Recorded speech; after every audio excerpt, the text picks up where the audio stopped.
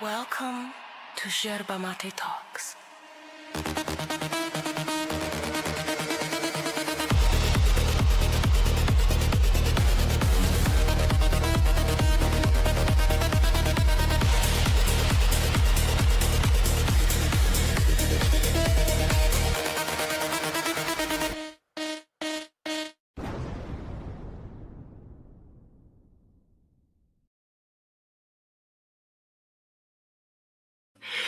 Welcome to another video review. I am Max. This is Kat, also known as El Gato. And today, I said we were going to do with it, but we are not. Oh no, attacking coming. I see him. No. Stop. Calm down. Calm it.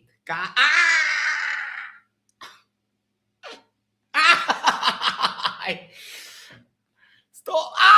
No, don't bite me. No. My leg.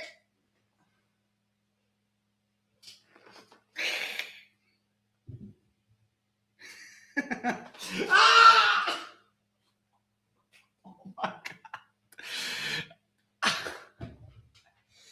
No.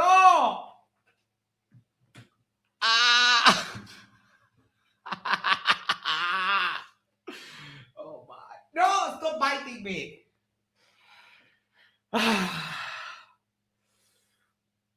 Fuck. He got me so hard.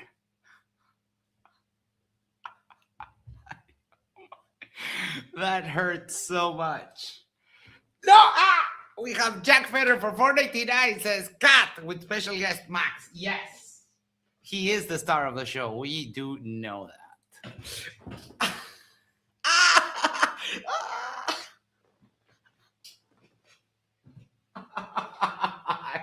No! Sally! Stop! It's okay. It's over. You won. I give up.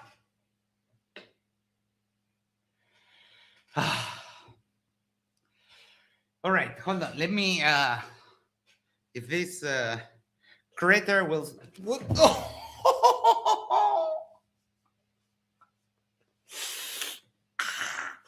He's still attacking me.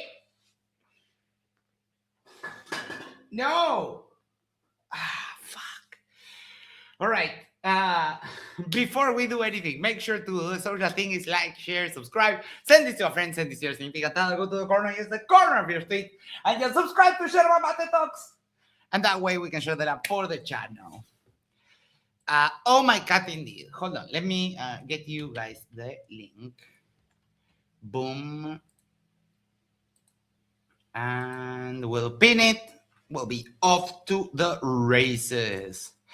Zumi, been a member for 3 months, says, Hola Max y Gato, ¿cómo estás mi amigo? Says, how are you my friend? I am doing very good. We have, we certainly have planned for today watching, I know I said I will do with it, but I covered it too much. And I also came across this from these people. Pac-Man, waka, waka, waka, waka. Pac-Man, waka, waka, waka, waka. So, pinning. There we go. Jack Federer for $4.99 says, Tu gato es un francotirador ninja loco. And that means your cat is a sniper, a crazy sniper ninja. Thank you so much for that, Jack. All right. Given that their splashdown video is just 1 hour, we'll do a 2-in-1 today. So we will cover, first of all, their covering of the launch, or basically There was all these like large periods of dead silence. We will cover their derping here on the launch and having all of the copium in the world. And then we will go to the... Oh, you almost took a chunk out of me. Then we will cover the splashdown copium. First of all, I think the question needs to be asked. What hair products do these two use for those lustrous manes? I asked them that once and they got a little bit pissy about it. And they told me, "You're bald. Why are you asking me that?" And they did it on April Fool's Day. I mean, Oh, crazy. wait. Hold on. We're going to need one of these.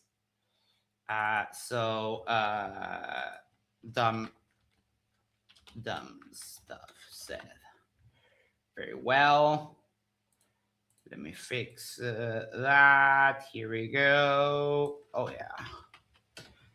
And getting that to 0. And that will be it. Canadian Space Advocate says, just finished watching The Martian, where the smartest people work together to achieve the impossible to the other opposite end of the spectrum. Yes. Indeed. All right, let me go that to 0. There we go, done. And of course, April Fools, that gets them the first thing of the night. Woohoo! Yeah. Oh, I see an icy spin here. Oh, adorable. Indeed. And who's the fool, right? So we're You two Dumbos are the fools. going to be going through, taking a look at what they've shown us so far. And the people believing that this is real, they are the ones that are being fooled. And tonight we're going to do our best to show people some of the obvious things that we've seen up front. It's been a busy week. I'm going to make a prediction. You're going to fail at that. You're going to fail miserably. Okay. Give me 1 second.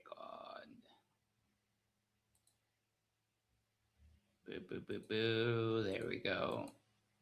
There, you got it.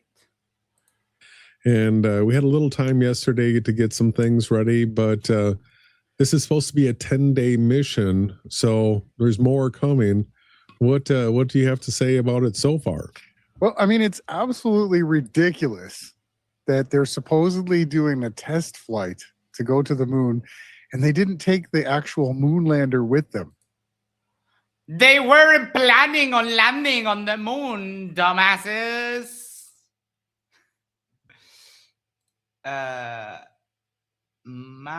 What is that?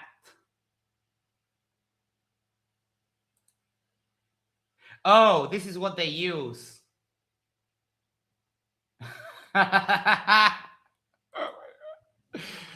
Hold on.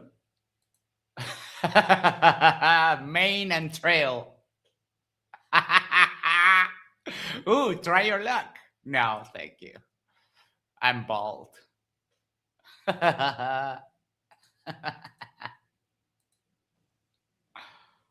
Yeah, maybe they won't have a buggy when they go. Maybe they're just going to be... Look, when it comes to the economics of space travel, if you put the buggy, that is a lot more weight that you have to carry, which means a lot more fuel. And if you're not going to land on the moon, then why would you take a lander to literally just burn more fuel for no reason? So that's a very dumb thing. Brenda says, check out this short bit out. Okay, hold on. 1 second. Let's see. This might be a hot take, but I think that all science deniers and flat earthers are just malignantly uninteresting contrarians. They're either so stupid that they genuinely just don't get it, or there's literally nothing else interesting about them that they have to be a contrarian because it's the only time anyone ever engages with them. It's the only time they ever get attention. I block and delete every single moon landing denier that comes to my page. You do not get access to my space. You do not just get to come in and shit all over everyone else's time because you're too stupid to understand what's happening. I have never once seen an intelligent moon landing denier. I've never once seen one. They're always the dumbest people you know, barely graduated high school, never left their hometown, literally know nothing about science. The questions they ask reveal this. They let you know how dumb they are because they ask where the stars are. You don't ask that during the day, friend. Pay That's your good. ignorance elsewhere. That is good. I love her braid here. Jack, Hey, how you doing? Max, how you doing, my friend? Fantastic. It's a lovely night here. I'm able to not wear a sweater because it's warm, so that makes me happy. By the way, You? Dumb and Dumber may not realize that the lunar lander portion of the Artemis mission is not complete yet. So there's no vehicle yet to take with, even if they wanted to. Oh yeah. Big Fish says she's a keeper, no fixing required. Yes. All right, let's see what the here. Yeah, Dumb and Dumber. That is a great way to express these two. Oh, we have Jerry Two Teeth here. We have RJ Shine, and we have YD, which is this guy's mom. I would be so embarrassed if my mom just hang out in my YouTube channel. Oh my Hoofing it out there like the PGA, pro golfers, no carts, right? As far as I'm certain I've seen here, as far as I've seen or what I've checked, the capsule that they're in doesn't have a landing attachment to it. So No. Why would it? Again, They're wait. so fucking dumb. I swear to God. Like, is this the best they're going to start out with? Is just opining about things they could have looked it up if they took just literally 10 seconds. Yeah, no, but this is going to be everything. which they've already done. Artemis 1 flew around the moon. Unmanned, and now we put people on it and we do it again, and then they proceed with the plans for the mission. How is that anything? You know what's funny about these guys? So imagine, Max, that you flew on a 747 for 20 years, and then Boeing builds a 777, and they don't. Why test it? We have planes. We build planes before. Hey, Max, you're our first passenger. Go ahead and just. Can you imagine if we treated other things? I mean, this is space flight, so right? It's even more critical, but they act as though, we did this once. I don't know why we have to test anything. All right. Yeah. It's like, oh, they already have everything from before. It's like, dude, we didn't even have the same kind of generation of computers back then. We don't even do it with cars, though. We do it with nothing. Like, this is standard. This is SOP. Yeah. Specs been a member for 9 months. That is 3/4 of the way around the sun. Says, get a doctor on standby. Copium overdose soon. Yes. You could have also fathered a child in that 9 months. Yes. We don't know. Maybe. That is supposedly, and captured footage of the Earthrise and all the other stuff. So they're just doing the same thing again, but with people this time. That they're not taking the actual lander with them. No. Why? So I've got to take a step back here, So, for example, when these guys go, I don't know, let's say on vacation to the desert, do they take their canoe just in case? Like what are you talking about? Why would they take a lander if they don't even plan to go to the surface of the moon? I just you love the can't way- ride a car in space, right? But it's like flat earthers just shit out any thought that they have. They don't even. I mean, God, really, realistically, if you were asking them the same questions about some project they were running, assuming they have jobs, They would tell you the same thing. Incremental steps. Yeah, I mean that's how we do everything. Yeah, How it really doesn't seem very strange, does it? No, not at all. I was hoping they'd start with more put something stronger. Oh, that song out before the launch, and there was a bunch of scenarios that I tried to build into it, hoping for a predictive hit. But I've got to say that I missed big time because I did not see the direction that NASA was going with this. This was a surprise for me. What do you say to the fact that they didn't even try to make it look real? It's just been nothing but CGI, right? oh boy, here we go. Hold my Maximum copium. beer. Right? That was like he racked a line of copium from edge to edge of the desk and went. Holy shit! That's good though. That means they have nothing real, so they just go straight for this CGI. Oh yeah. Meanwhile, they could have interviewed any of the thousands of people that witnessed it live. Indeed, and that's what we're about to show right here from I Red. know some people that went to that thing. I wonder if they're lying to us. I wonder the exact same thing. Hold on, let me. Look at that! Like the fact that we can build something which is akin to a skyscraper, and then make it literally fly and control it. It's fascinating that we can do that as humans, but this guy is just pure nonsense and copium. I came across a channel, Max, that had, real quick, that had like 30 minutes of super slow-mo NASA footage of that launch that they've since released. It is exceptionally awesome. Oh, nice. Pablo for 300 your way and pesos. Thank you very much. Hey, comrades, watching these people for months. I still don't understand how they support themselves.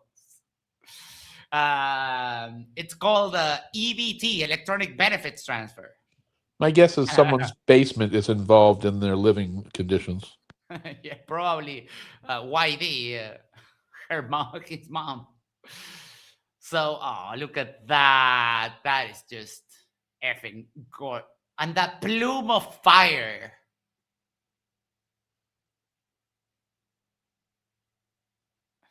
That's a Nikon P1000.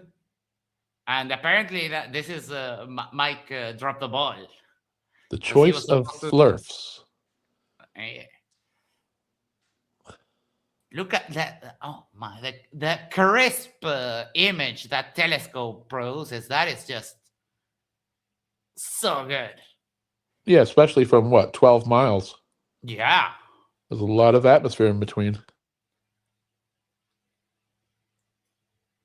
There. Look, sorry, allegedly. Allegedly, yeah, the gondolas. Here's where they escaped. They're there, and they put 4 gondolas. So each. Yeah, why would you even put anybody up there? You're just going to escape. Like, why would you bother? No one had to be in them. I don't know. Imagine also you're building all this, and so now, if the launch was CGI, yet they escaped in the gondolas, you got to pick which one, because half the flares are like, "Oh, this is them sneaking off," and the other ones are like, "It's all CGI." Yeah. Calder says that plume of fire is also CGI. Well, I mean, I bet is worth all of the money, the $300 ticket that they sell you to be the closest that you can be to the launch safely.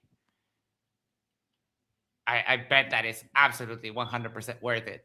At least the CGI bullshit is better than the balloon. I mean, the balloon is the dumbest. Oh my God. It may be the single dumbest thing they've ever come up with.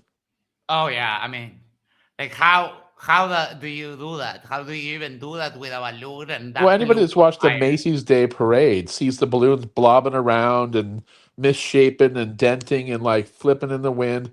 For that to be as big as it, the balloon material itself would weigh several tons probably. And then what would you put in it to make it go up? And why wouldn't it bend and fold and flex? And where's all the ropes to keep it upright? I mean, it's just the whole thing is dumb. Yeah, at that point, if you start conceptualizing a rocket balloon and then you want to actually launch it, you will have to turn it into a rocket, because you can measure the speed of this shit by yourself. exactly. right? So you can do a little bit of FPS counting, and if you know the distance you are, you can do just a little bit of math. Also, And you what's can coming get, out of it if it's a balloon? What's coming out of it? Like, it's a fog machine? I mean, anybody that knows what the amount of, yeah, this is like, hundreds of thousands of cubic feet of fumes coming out. yeah. And now the separation, boom, boom, boom. Any moment now. There we go. I saw Dearth was doing one of these too, and he was just, everything's fake. Oh, this is fake. That's fake. Everything's fake. Right? There's just, I would hope that some of them would have something better than just it's fake. And this again, why do any of this, right? Right? Yeah, we jettison the boosters.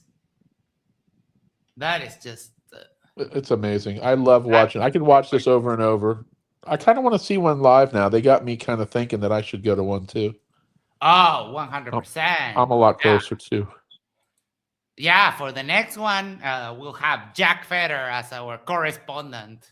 I want to go to On one of site. the 2.5 mile observing points though, just to feel the blast, Right? Yeah, the heat on your face. Yeah, they say you feel it. Yeah, well, they showed the supposed, rocket launch, the takeoff, which eerily looks similar to just a hot air balloon rising. No! See, now you know he's lying. 'Cause you know he's lying. Anybody that's ever seen a hot air balloon, this is the last thing that you can compare it to. It Same speed, same view. It doesn't, dude. It doesn't go to the same speed. Not even close. Hot air balloons just like go up, and then they're kind of at the mercy of the wind. Well, this is Fliffs and their lack of understanding of mechanics. That thing is moving. I think it breaks the speed of sound around 1.5 miles high. So Yeah. it goes from 0 to 700 whatever in like 8,000 feet. It's like, these guys are. I mean, you have to think they're lying, right? If not to themselves, at least. Or I mean, I don't know. They say stuff like this. Pac-Man, waka waka waka waka. So it's perfectly possible they're just dumb as fuck. You're right. It is.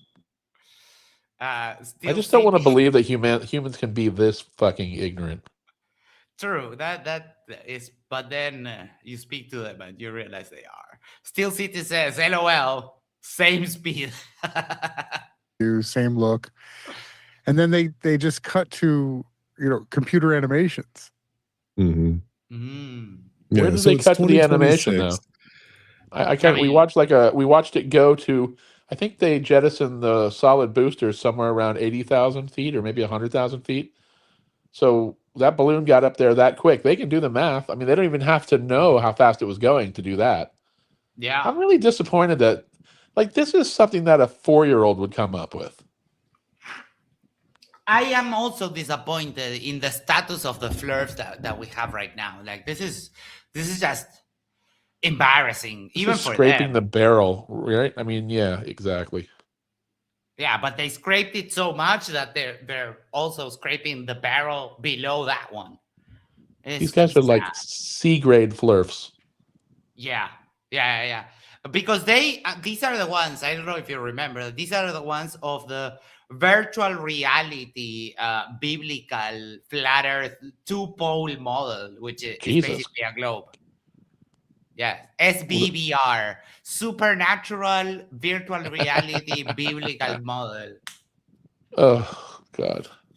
Why bother And even going where's on the live feed TV at that from- point? Going on YouTube, it's all bullshit anyway. Apparently, so. Yeah, and I don't know. The one thing that these two doofuses also always say is that they've had this channel since. Are these brothers? No, I don't think. Okay. So they've had this channel since July 2012, and one of the things that they always they puff their chest on is that their channel is not monetized. So it's even worse than Like they just derp out for free because it's not like other flirts like Witsit, for example, that he makes money. Well, No, that's his whole goal for Witsit. yeah, I know. But these two Lufuses, they just derp out for free, which They're spreading their superior intelligence to the world. Real Signal says, brothers in derp. Down in the derp trenches. No, I thought there was a pair of brother derpers, then I thought this might be them. I don't know about that, but I don't think they're brothers. Multiple cameras in all directions. We should constantly be seen live, 4K, 8K. The mullet bros. I love how he's like, we should be seeing. Yeah, dude, there is so much 4K video. NASA has drones in the air, helicopters in the air.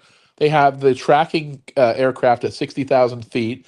What I said I came across the other day was at least 50 different, well, not 50, 10 different camera angles, all in 4K, super slow-mo around the launch vehicle on the gantry. Like, it is just so, like, they don't publish everything. People just want to watch it and go along with their lives. Yeah, not everyone is a permanent doubter. And again, if they wanted to, they could look all of this up. It's readily available. Footage in every single view around this thing for the entire trip. There shouldn't be a single break whatsoever. But we're getting crazy stuff like their NASA's website that is their tracker for this. It's all CGI. We're going to be going through that. That itself, where there's no real live footage, will cut out. All of a sudden, we're experiencing technical difficulties. Yeah, it's called fucking cameras on vehicles traveling at the speed of sound, you fucking idiot. Right? I mean, we have the same problem, and I have used this example before, on Formula One circuits that are completely wired and have retransmitters for the broadcast and everything. You sometimes get the exact same glitches you get on the ISS, kind of like frames having a hard time catching up, or that one camera dropping connection and then gaining it back and stuff like that. That happens with cars on a place that is set up to broadcast the whole thing, and we get those errors down here on Earth. So yeah, the fact that it sometimes glitches out when communicating with something moving 17,000 miles per hour, it's not that big of a deal. I mean, it's expected. The tracker site goes down. So, I mean, they can't maintain a connection with their website tracker. They can't give us any live footage. It's, I see a big shift in the population taking place right now. Oh, you're such denial, dude. That's so cute. No. I mean, the funny thing about all of this is that even though you have these Dumbos derping out, we have, for example, this one is the one that I like the most. What is that? What is that thing moving across the screen? That I don't know, looks like a sky submarine. And if you go here, it was somewhere else. And if you go here, it was somewhere else. And yeah. How is it that Astronomy Live gets the data from NASA that says, point your telescope there? And lo and behold, you point your telescope there, and there it is. You can see it clear as day among the stars. The truth is, though, they love any glitch or any tiniest little pixelation or whatever, because that's their lifeline that it's fake. Again, if it were CGI, why would it look anything other than perfect? Yeah, that is a great question. Why would they do that? Now, where people are realizing that what's being presented is not evidence that they're going to the moon. Yeah, well, we're seeing a large amount of people that were, why do they keep making it seem like there's a large amount of people? Like they keep trying to blow it up to more it is. I wonder if they also realize that you're not presenting any evidence, you two little flirt buddies. You're just opining on your own little, observations. And for a channel with 19,900 subscribers, this video has 1.6 thousand views from 9 days ago. How do they get that many people watching? I guess that there are a lot of stupid people in the world. Well, they've had the channel. Their oldest video is like 9 years old, so they've had the channel for a long time. But they haven't been But, derping Flurf stuff for 9 years, have they? Yes, they do. I feel so bad for them. They can't possibly maintain girlfriends in real lives. Well, of course not. And now that you talk about flat Earth girlfriends, we have someone to speak on that. Where is he? You can't call us you have no fucking business calling us liars. Are you serious? Who the fuck wants that for themselves and their families? To be shit on, to be talked bad about, to not have fucking... You know how many fucking jobs I couldn't get because I'm a fucking flat earther? You know how much pussy I couldn't get because I'm a flat earther? Back in the day, I couldn't get, like, I tell girls and they'd be like, no, you're a what? Oh man, this poom poom was about to be yours, but you a flat earther? Nah, dog. I can't do it. There's a ringing endorsement for you. Yes. This poom poom. I love how he says that. Pro NASA actually turning on them now. And all this is being done by design. They're basically dumbing down the information that they're sharing, the systems, all the different things that they're doing. We have... How does that make sense? To put out the effort to fake it, but fake it so bad so that people realize that it's fake, makes no sense. Also, where's his evidence of all these people that are, like believing what they're believing? The world doesn't believe this stupid shit. They go about their lives. They accept science. They know who's credible and who's in mommy's basement eating, fucking Hot Pockets. Yeah. It's wild. Haven't had the big scare moment yet. I know that supposedly they're going to lose, connection, or they only have connection on the nighttime. Oh my fucking God! Did you Again, hear? wrong. Yahawasha News Network. They're there. They have been playing anchor, like. Yeah, this is like a hobby for them to do this in their, years. But again, he's wrong. They only have connections at night. Dude, just do the teeniest bit of research. God, dude, just read anything. It's so simple. They spell it all out if you want to know, which they clearly do not. No. Of the lunar, what do they call it? Orion. They can only receive information at nighttime, and so they say they're not going to live stream because they're just sleeping. Where does this come from that they're only receiving information at night? No. Oh, you mean the satellite? You mean the dishes that point to them that are on the Earth, other than the other ones that they're using to track, and they're literally streaming full time. Yeah, they had cameras on the solar arrays for the entire mission. And for example, historically, Australia has been a communications relay. So when the Earth is looking the other way, but South Africa has really stepped up and they helped a lot with communications. Yeah, they've worked this out. This isn't a problem anymore. And by the way, you can see the moon in the daytime. So if you were seeing the moon in the daytime, then they would have communication during the day. I mean, I don't even know if they understand what the fuck they're talking about. Yeah, no, it's just pure copium, like straight up. They're downloading the pictures. YD brings up, has anyone seen the latest pictures? So they've brought out the supposed pictures of the Earth, and none of them have real discernible land masses. The one you saw, Jason, it had what, Africa, right? A little bit of corner of Africa is about the littlest amount of land that you could possibly show. Yeah, I could make out a lot of shit on those pictures. Donny PW says, waiting for Vlad to ask the astronaut for them tickets. It just, all it looks like. Oh, Blackburn Big Dragon says, they heard about the communication loss when going around the opposite side of the moon and assumed.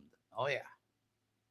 Yeah, what was that, 41 minutes or something like that? I mean... Yes. Yeah.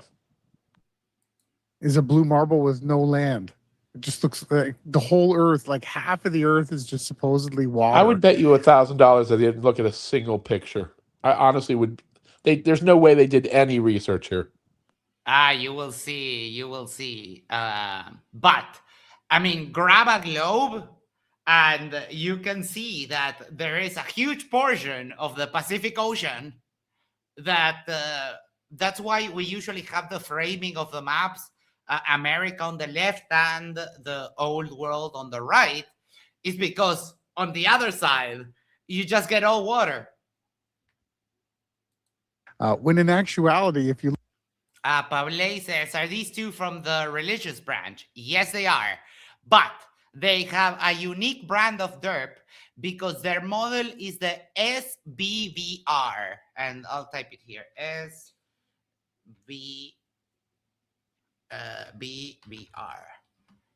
SBVR. 1 second. There we go. So it's supernatural, biblical, virtual reality. Because, I mean, God and Jesus, that's too old school. It also has to be like high-tech Tron stuff, Matrix style. look at a map, you'll notice that there's land everywhere on it. I mean, it just gets so and so. So I'm 100% certain that they're making it ridiculously obvious that it's all. They want to get caught because they're so slick at it. Isn't the Earth like 4/5 water or something like that? It's some high. I forget what the. Yeah, it's something like that. But what he just said was blatantly false. It's mostly land. What, like the surface? Yeah, he just said like 15 seconds ago, the Earth is mostly land. Not sure what school he went to.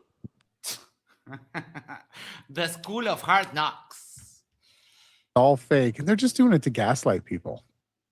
Yeah, they are. And sure, a couple $1 billion. Jabberwock says the Artemis Blue Marble was Atlantic. It had the west coast of Africa and Spain. Yeah, I know that. But even if they caught another picture, which maybe I didn't see or anything, there is a place where you can take a full picture of the Earth where you see almost no land. That you just get the full Pacific Ocean there, and that's it.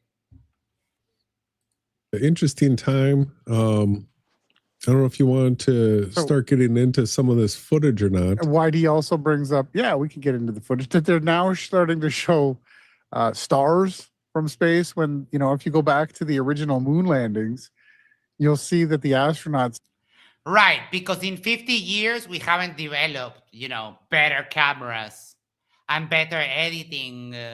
So in order to, you just bump up the gamma or the brightness on not the Earth, and you can do both. I mean, I've done it before on this channel.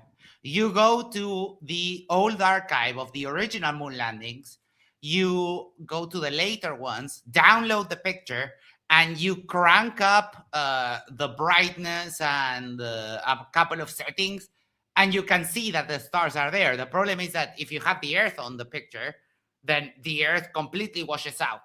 But the stars are there. The info is taken on the picture.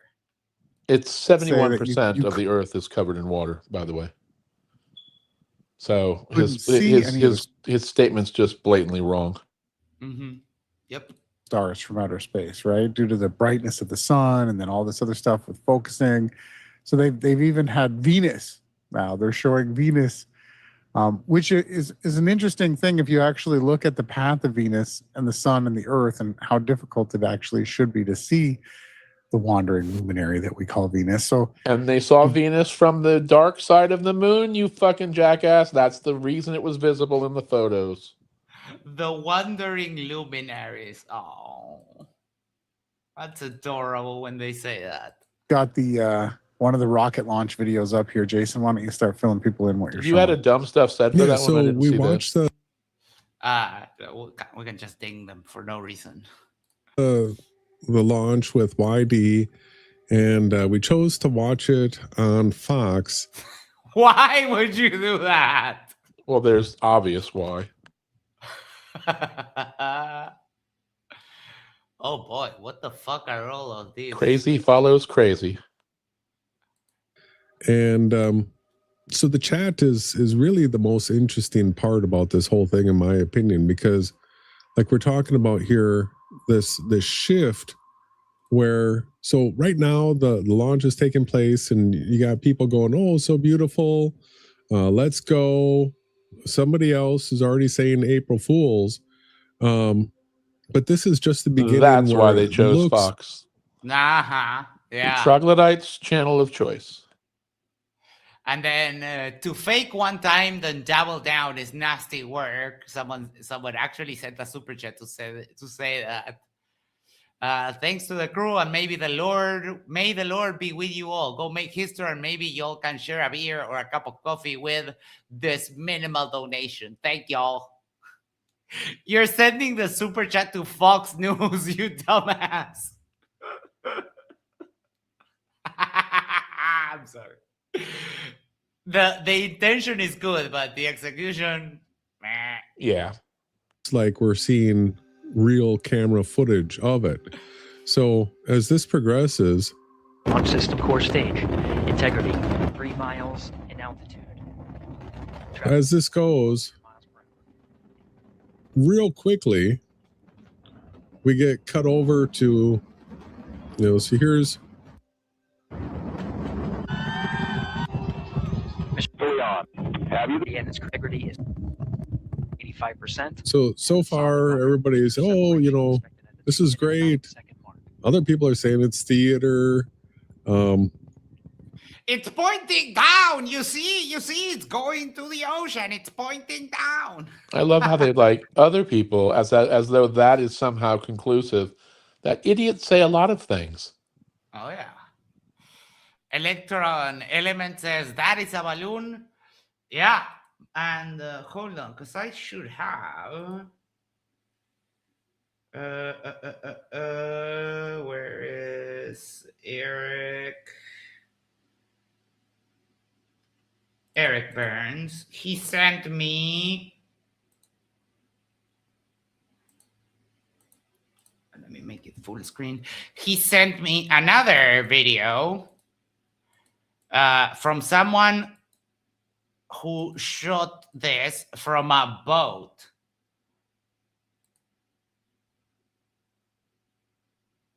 And they're very, they're quite close.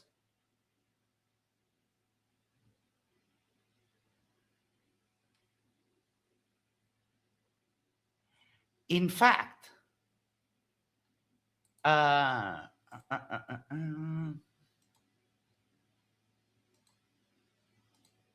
might be a little bit of a coincidence, but if you look at here,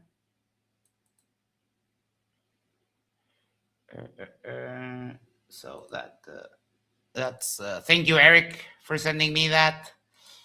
And if you look here, you see that the only boat in the water is this boat. So I would have to confirm with Eric. If I see him, I'll ask him.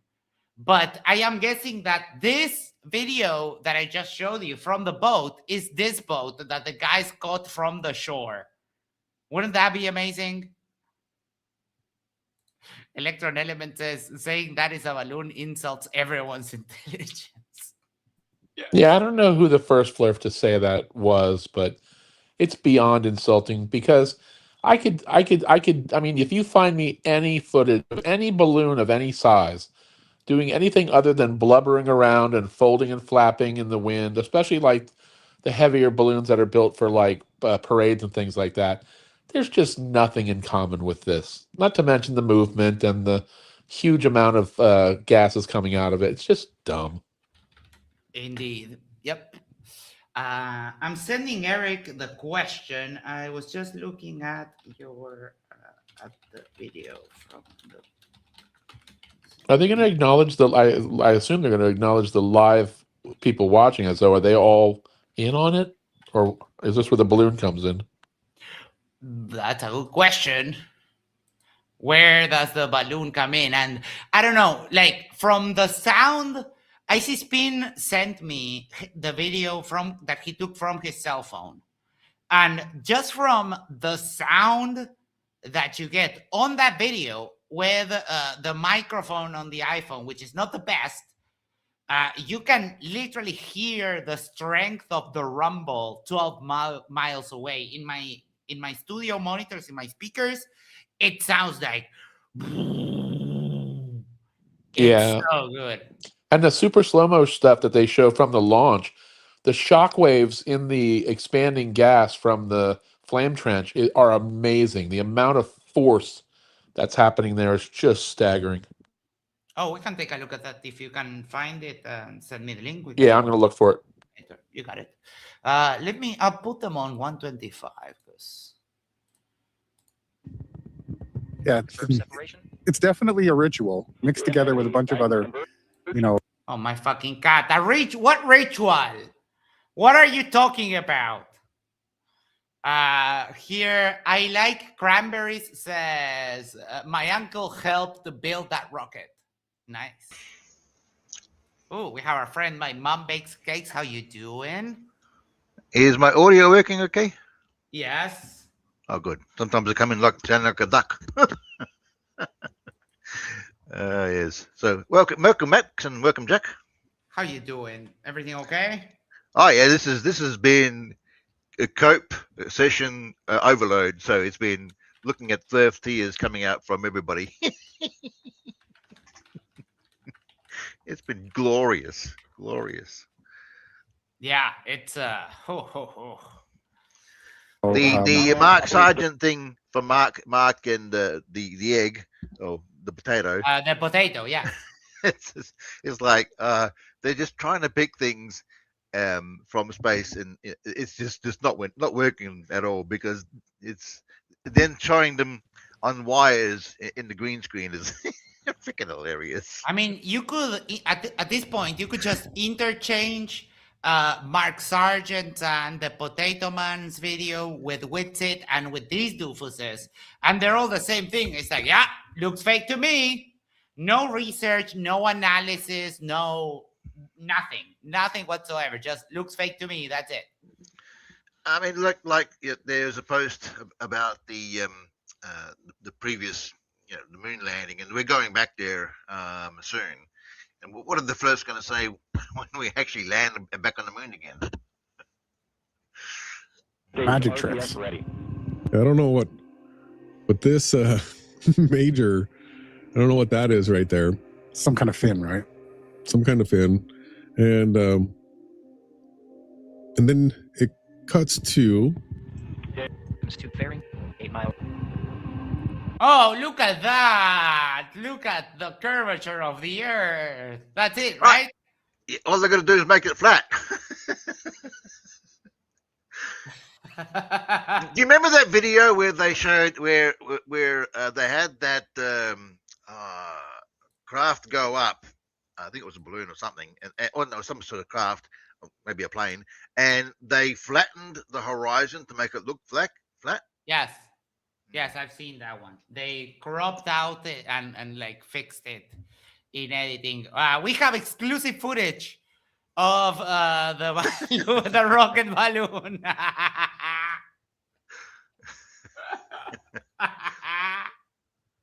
Thank you to our correspondents all over the world getting us all of the snitching. Well, they're saying it's made of helium. I mean, the NASA are hoarding all the helium in the world to lift these things. So, yeah, it's just a big helium balloon that goes up at enormous speeds. Mm-hmm. And it has nothing to do with the fact that NASA sends out a bunch of weather balloons every single day. Yeah. To get weather measurements and so on and so forth. It has nothing to do with that. It's for the rockets. One thing I'd like to ask, these flat earthers, I mean, I know they're focused on NASA and this recent Artemis launch and the recent penis rocket from Elon Musk and so forth, but they miss out on all the rocket launches from the Soviet sites. Uh-huh. They keep sending people up into space as well. And now China do as well, because China have got a CSS up in space. So yeah. Oh yeah. Kango 44 for $5 says, "Awake souls are my favorite arsehole utter cunts. I just got here. Have I miss much? Have they said it's a simulation yet? No. So far, they've said it's fake and it's a balloon that the rocket go even lifted off at the same speed a hot air balloon would. So that's the level of derp we're handling today. And we are like 10 minutes in and already at 43 dings. So hold on. I put on your seatbelts and have your Narcan ready because we're going to OD on copium tonight. After this, we start Artemis in 1,000 miles per hour. we start getting the CGI here. Terry Houston for Peter. Oh, there it is. And then this just like, this is it. This is all you get after this. And already, I jumped into it a little bit, and this is Fox News, everybody. This isn't like you're going to a flat earth channel and everybody is talking about April Fools. Earth is flat. This is fake. Oh, someone said it on a chat comment on YouTube, so it has to be true. Jack. All right, we'll save that for a little bit later when we do the change between this and the next one. This just goes on and on and on because they didn't show anything else. They just showed this CGI animation. Yeah, it says visualization and animation. They literally tell people. Just a reminder, halfway open on the second. Yeah. If they didn't tell you, then you'd make a fucking federal case of that. Yeah. And they tell you also, if you hear the broadcast, that the simulation is based on live telemetry data. So, holy shit. Let me give them 2. They've got the clock over where it says visualization. You can just see the viz. And it's funny. We went over to MC Tunes channel, and him and Craig were there, and we literally told these guys, you guys understand that your credibility is literally being destroyed. Oh my God. Isn't that adorable? Says the third grade education. Oh my God. Anything that you guys thought. Oh, I have something for that too. Hold on.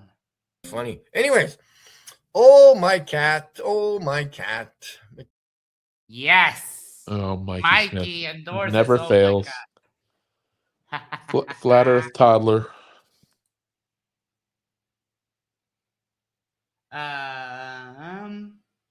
Mikey was butthurt a couple of nights ago, man. He went after Toon wow.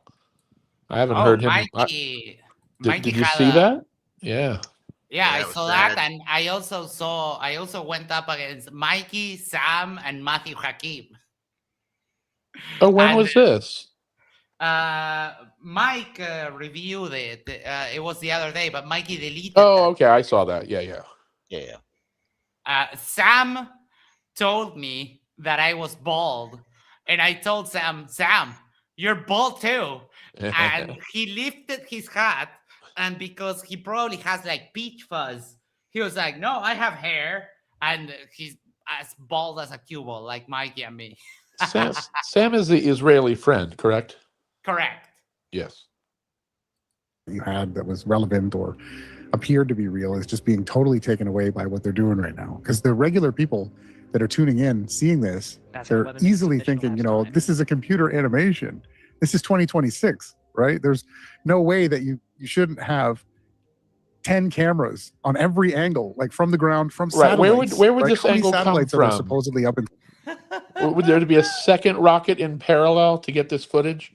No. Would there be 100-foot pole out off the rock? I mean, come on. Selfie sticks, yeah, rocket selfie sticks. That's what they want.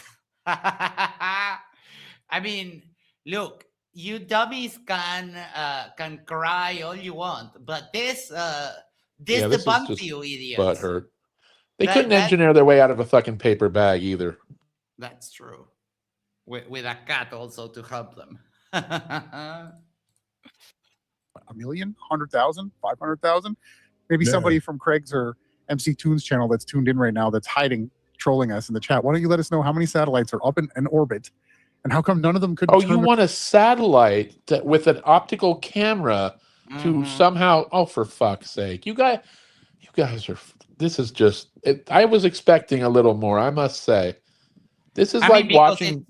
It's easy to just turn a satellite around. Well, but even if how many satellites have optical cameras that can take a photo of something? Like, are you serious? Not many. And then they're going to burn fuel trying to match the movement of this. This is just.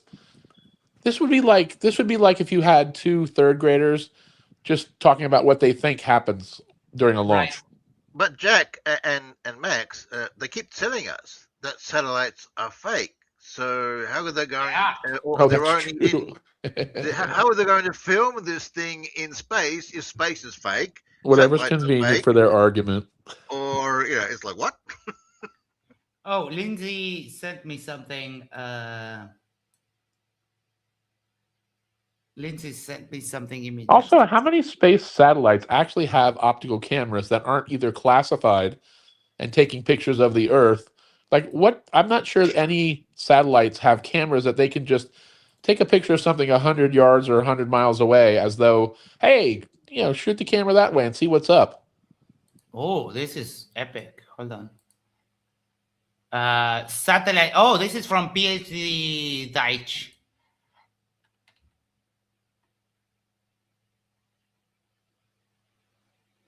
Oh, look at that. Oh my, hold on. Did you see the smoke casting a shadow? That is epic. Wow. Amazing. Of course, they would say you can't make anything out. It's all land. And this is, look at that. Oh shit. Look at that. This is from the GOES satellite. Well, there you go. The Dumb and Dumber might be interested in seeing this. Look at my beautiful Florida there. Oh, yeah. And more. Ghost 19 and Ghost 18. Even if you had a sister ship in parallel filming it, they would just say that's CGI then. Yeah. Oh, I wasn't subscribed to that. Hold on, let me share. If anyone wants to subscribe to his channel, go right ahead. There's the link. That was good stuff. Yeah, he's great. All right. On this thing launched. How come no launch or any spacecraft has ever hit a piece of space debris? Nothing's ever hit a satellite, right? Because we know where those are at all times of the day. If it did, they would all they would do is mock how they managed to hit. Like, dude, oh my god! Ugh. But even if we didn't know where anything was, if you calculate the percentage of objects in all the percentage of space with nothing in it, it wouldn't even be 1/1,000,000th of 1%, probably.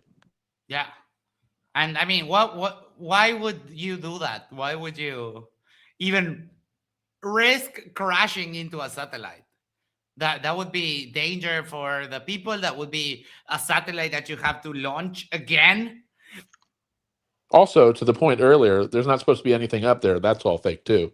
Yeah, that's all fake too. Yes, correct. All we have is engineered chaos. Like, Houston, we've got a problem. Or how was it, Mandela? It was Houston, we've had a problem, right? Or something like that. Yeah. Oh no, Mandela. It's so cute listening to a simpleton talking about engineered chaos. Oh my god. Mandela effect. Seriously? Is there any derp these dummies don't subscribe to? It doesn't seem like it. It really doesn't seem like there's a low bar for them. Right? Jack Attack says, have they used, are you going to say this in front of all creation yet? I remember that from the final debate. This guy, I think it's Ronnie is his name. He was like, so you're going to sit here, Will, saying this stuff in front of all creation. Shut the fuck up. Kango for 10 New Zealand dollars says, we need a rocket, filming the rocket, filming the rocket, filming the rocket, filming the rocket, filming Ronnie crying because his spastic grift is getting harder, only for the mentally ill. Savage. Absolutely savage. Would they even accept that, frankly? No. I mean, they had cameras filming Reg Reddick and the crew and so many other people, thousands of people at the launch, and thinking, but they're all actors. Yeah. Well, any of these guys could go if they just wanted to see the balloon in action. They could go witness it themselves for I mean, it's almost nothing to fly to Florida from somewhere. But they've got to get out of their basement first. That's true. And mom's got to let them go on an overnight visit with their backpack. Pack them a lunch and a juice box like Nico. At least a juice box, yeah. It's a Rubik says, have you heard the new conspiracy? There are far fewer people on Earth than the 8 billion claim. Yes, Witsit was derping out with that one the other day. Not just him. I've heard a couple people, and I'm not sure. Dearth was also doing that. Yes, Dearth. And I'm not sure what that does other than increases their odds of the percentage of dumbasses per regular people. Oh, 100%. Like, I don't know why else they would make that point. Boston Concert says, I must be an actor. I'm still waiting on my check. Thank you, Boston Concert. Who was there? We're all waiting. We're all waiting. How come none of these things have ever happened? So we don't have any footage of it being filmed. They're showing us literal animations. There's no camera. Somebody even said like, oh yeah, the film crew launched just a little bit ahead of them and they're, perfectly tracking alongside this. Who said that? Who's like they don't launch the film crew launched ahead of the actual what Discovery Channel has a film crew. That is so dumb. Yes, it's CNBC, so, I mean, CNBC like the or NBC in space. Yes. I was off because I thought with AI that that when we cut from what was supposed to be the cams, that they would cut over to cameras on board and that we would see everything looking perfect. We would see the stars, we would see the constellations. Oh, for fuck's sake. The constellations, you're stupid, so you only see them from the ground because of your perspective. You Mikey Smith doesn't seem too dumb right now. Sorry. No. Like, if you change the vantage point, the stars just move around. The constellations are something that happens on the ground. There's so much shit happening during this launch. So many critical components and things they're doing. He expects the crew to somehow be in the capsule with cameras filming the scenery like you're driving down the fucking turnpike. Yeah. But there's no crew in there, if you recall, because all the crew escaped from those. Oh, that's true. I keep forgetting. Yes, that. they escaped on the gondolas, and then there's the film crew, and then the film crew for the film crew, and it's film crews all the way down. The phase of the moon would be correct. The position to the sun, in the whole heliocentric model, all the shadows. Did you look at any of that stuff? I bet you didn't. I don't think so. I mean, you can go to Stellarium and pretty much check that. Don Alder, official. Mikey will probably try to sue the Canadian astronaut for faking the trip. Oh, Mikey wants Toon in court bad. Oh, yeah. He told Toon, Toon, arrange the lawsuit. Like, yes, as long as Toon sets it up and pays for it, he wants. I want to sue you. You set it all up and invite me. Like, yeah, it's not a mixer. It's not a barbecue. Is because it's all AI video. But wow, was I wrong when they went worse than India? Yeah, bro, you've been wrong since the first time you opened your mouth here. Oh boy, yeah. I mean, the India was a lander, like a probe. So, like, I don't understand. They really think that they should put selfie sticks on spacecraft. But also, why is a visualization now bad? We're trying to be shown something in a way that we can comprehend it easier than just someone explaining it. So they use a visualization, an aid that is used in presentations around the world, not actual footage, because it might not be something that exists, actual footage. And so this then is their little, another one of the little claims that it has to be fake. Well, if you remember, they used actual models back in the day when they launched the first Apollo rockets into space. You had, models in the fake models, not CGI, not computers, on sticks in space. So, yes. Yeah, practical models, like practical, like the way they used to do practical effects in movies before. Yeah, but that's this is so dumb. Andrew. Yeah.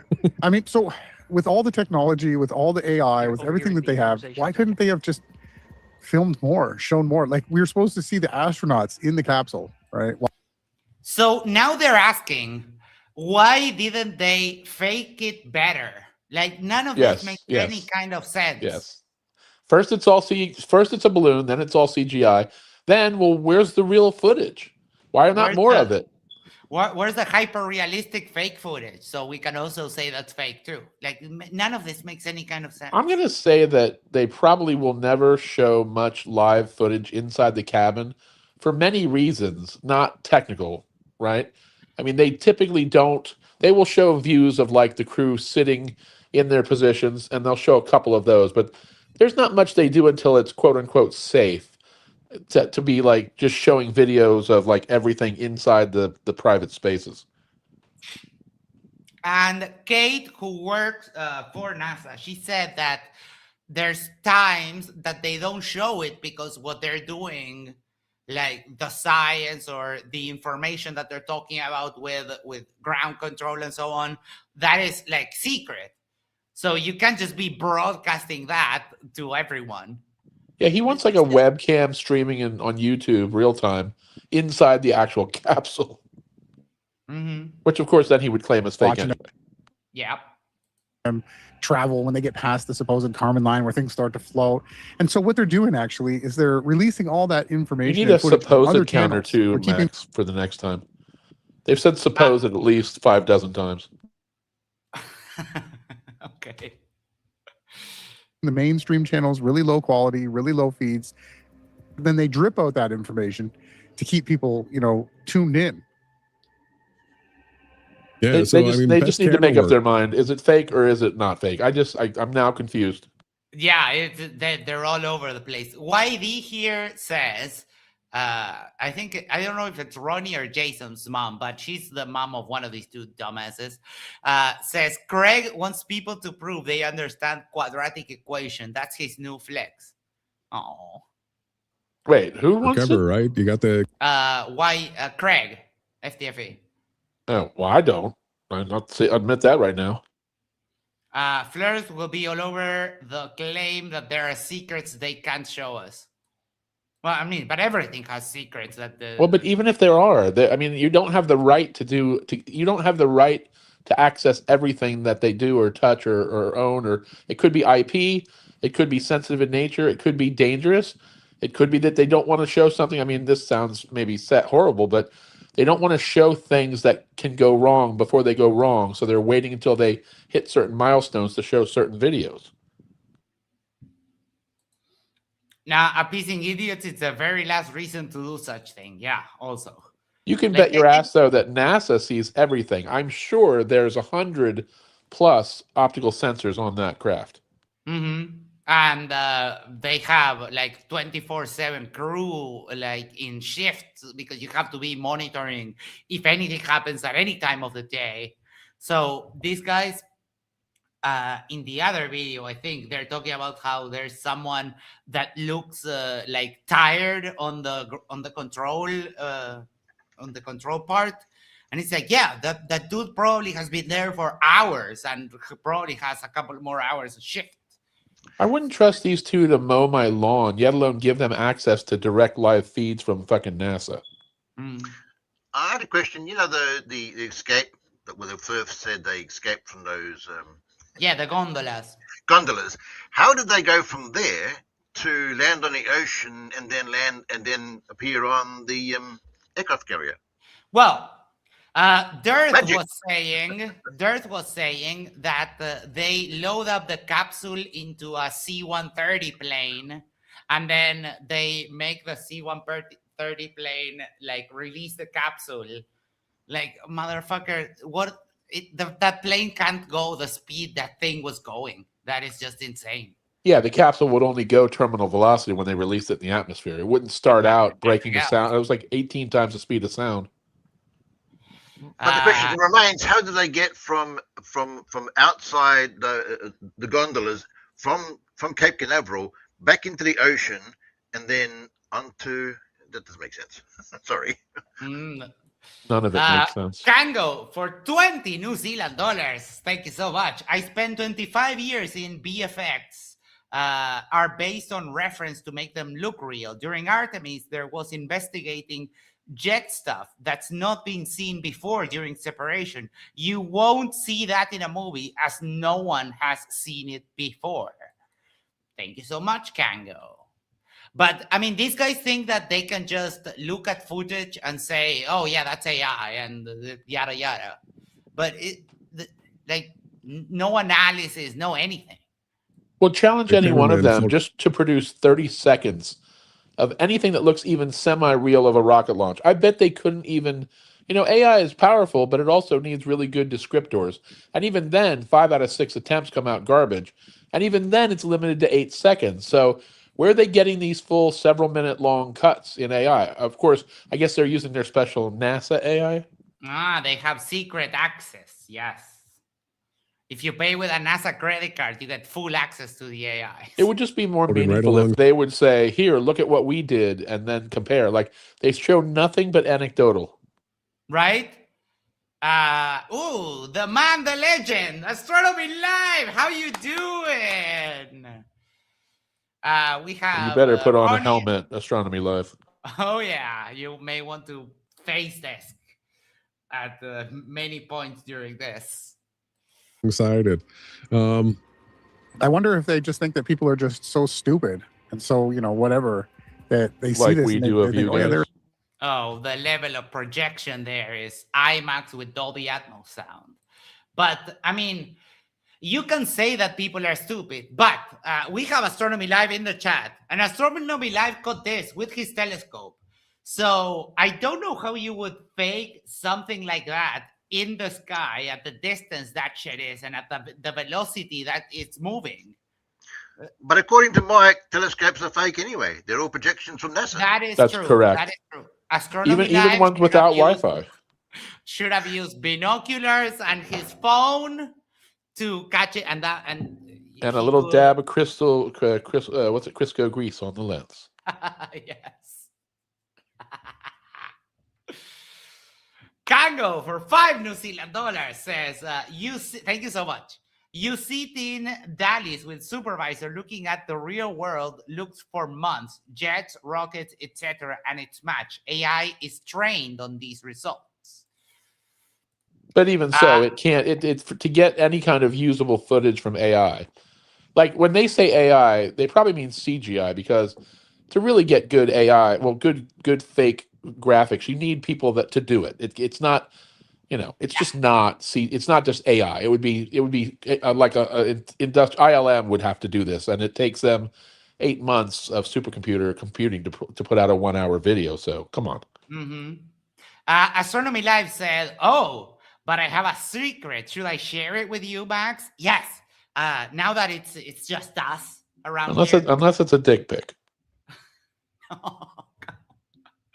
Yes, please share. You have the link there, or you can do the chat or Discord or whatever, however you feel like sharing.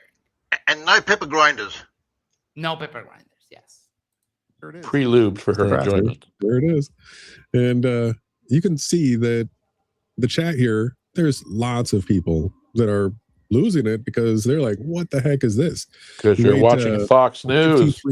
And I mean, there's a huge sign there that says visualization, and they explain it. Like if you listen to the broadcast, they explain it. I would love to see. They're getting smarter, trying to keep stupid people from being confused. But even so, it's not stopping these guys.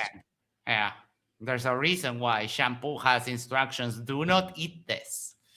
3 years in order to get this. Like I think everybody's expectations were a lot higher. And so this is some sort of massive major troll that's being done on I love that one. So now it's there. It's just too obvious, and they're like, guys, we're just fucking with you now. Now we're just gonna blatantly fuck with you. Yeah, make it obvious that like, oh, for fuck's sake, it makes no. And then, but the contradiction. Oh, sorry, I had a sneeze, but it got blocked. The contradiction of saying we're going to spend millions to fake this, but then also give it away in just a second is. I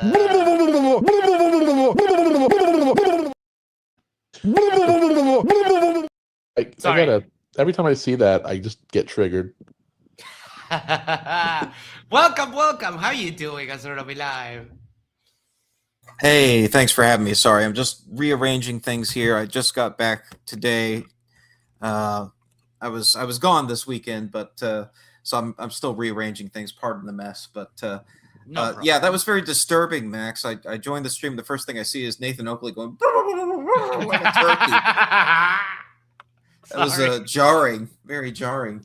Well, these two geniuses can't figure out if it's either CGI or if it's a balloon. I mean, they think it's a balloon that was launched, by the way. Correct. They did make the claim. I've never seen a balloon break the sound barrier before. I've never seen a balloon of any size not distort and warp, and I mean, or travel any speed faster than walking speed. Yeah, Astronomy Live, Max mentioned, and I watched it too, the live feed you did from the actual launch site where you had the audio coming in from your mobile phone, and even I could feel the vibration from that. It was freaking awesome, man. Thank you. Yeah, so to be clear, like Reds was trying to stream it live. I recorded it offline. I knew I wouldn't have the internet to be able to stream it live, but I did record it and post it, including a stabilized version. And yeah, you can see the rocket in all its beautiful glory. You can see the vapor cones form around it as it breaks the sound barrier. As it goes faster than sound, you see the vapor cone form around it, and I could feel it in my chest. The rumble of those solid rocket boosters when that thing lifted off. Of course, it arrives delayed because I was 7.7 miles away or thereabouts, but you could feel it when it hit you, after it lifted off. So yeah, there you go. There's my stabilized footage of the launch. So that was with the 11-inch telescope and the Blackmagic camera. Some people have tried to claim that the astronauts evacuated in the baskets you see moving away there. Yes. I don't see anyone in those baskets, and if they had been, they would have been killed by the shock waves. Well, also the Dirt Brothers. Why would they? If it's all fake, why would anybody need to be in the baskets anyway? Like, it doesn't make any sense to make that claim. That's a good point. I hadn't considered that. Maybe they put microchips in my telescope or something, right? Yeah. I mean, I've taken apart the telescope. There's no microchips in the tube. It's just a tube with a mirror, a couple mirrors, and carbon fiber tube, and that's it. But I do have a little secret, and I was gonna hold on to this, but I can't resist. It's too good. So I had a secret objective during this mission, something I wanted to do that I wasn't sure I could do. I wasn't sure it would work. It did. So this is going in my analysis video. So I'm making a video right now covering everything, covering the launch, covering my tracking of it after the launch, out to the moon and back. There's so much data to go through. Like, oh, you wouldn't believe it. So we have evidence, first of all, that rockets work in space because I can literally see when the maneuvers happen. Because suddenly the data no longer lines up perfectly with the previous day's data because it's not just under gravity anymore. The rockets are firing on the surface module, and it's doing course corrections. I can literally see that in my data. But I was tracking it. People complain, I was just tracking this little dot, right? And somebody mentioned, I think I should have been using binoculars and Vaseline, right? That's my big problem. Yes. Because I was using on the live streams, I was using an S-Big camera. And then for the very last live stream that I did on Friday morning before they re-entered, I switched it up. I went to a security camera, which isn't even designed for astronomy. But I guess you could try to make the argument that they've put these microchips in every digital camera, even ones not designed for astronomy, just in case some dumbass like me hooks it up to a telescope. right? So there was something else I did Friday. It's not a complete secret because I said what I was going to do on the live stream, but I don't know how many people paid attention to that. And well, let me share with you guys the results of what I did, because this is really flipping cool. While you set that up, there was this guy, I think it was Steve A. He was complaining about people, no one having like clear pictures or footage of the rocket. And I showed him this, and the guy was like, nah, that's not clear. It's like, yeah, okay, What? got you, buddy. Like, dude, this is the crispest thing I've seen. Like, it's even podcasting, like, seriously, you can't be telling me that. All right. What's the distance of the rocket right now from your lens? Where? You mean at the end of that? So I've got the trajectory data. I could pull that up and we could look. But it's got to be close to what, 15, 18 miles, if not more?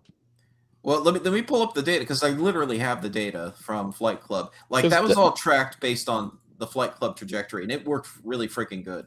Do they even realize the distances though involved in that? It's just amazing. What are we watching here? Okay, so yeah, we got to the spoiler part. Hey, hang on, I'll bring that back up in a second. Let's see. How many what was the time code? Well, just when did the solid rocket boosters eject? Because it was pretty much within 30 seconds of that. Yeah, so I was at 247 on the stabilized video. Okay, 247. So that's going to be 167 plus another about 11 seconds on the video. So 156. So it's about T plus 156 seconds roughly. So if I look at my data, this is do that. Hang on, let me close these out. Okay, so this is the spreadsheet of the trajectory file data, range kilometers. So 100 kilometers is the slant range distance. So from me to the rocket. The guy's complaining about the clarity of a photo at 100 kilometers, traveling extremely fast through a ton of atmosphere. Yep. Yep. That's amazing. He knew. So, okay, so let me come back to the spoiler. This is a spoiler for my upcoming analysis video, but I'm gonna start this video out pointing out this little dot that I'm circling, because this is Artemis 2. This is the Orion spacecraft, right? And people are going to complain, because I know they're going to complain. Oh, it's just a dot. That doesn't mean anything. Well, first of all, this dot that you see moving here, this wasn't captured with the video camera I used during the webcast. This wasn't captured with the S-Big camera. This wasn't captured with a digital camera at all. This, my friends, is on film. I shot this on film through the 11-inch minutes after I ended my webcast.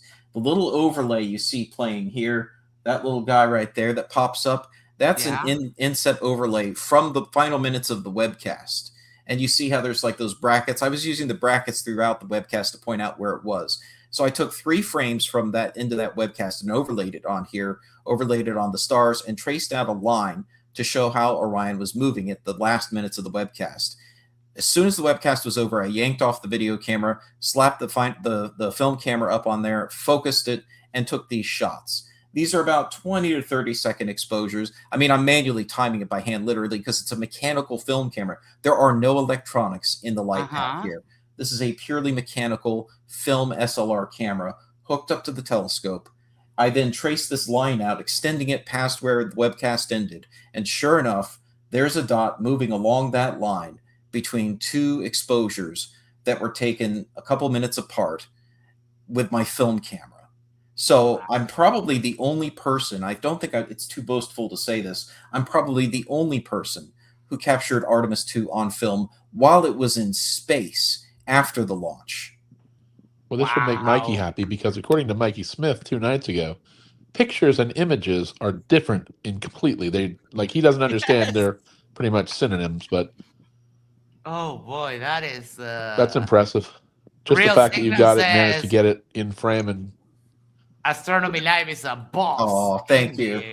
Yeah, but not in- I'm saying, blurry. so I It's gotta assume be you blurry. developed your own prints because I can't imagine who develops. Well, I guess there are still places, but Oh no, this was developed, and I'll give them a big shout out and a thank you. This was Bellows Film Lab in Orlando. Oh, There is a nice. place in Orlando that actually develops film.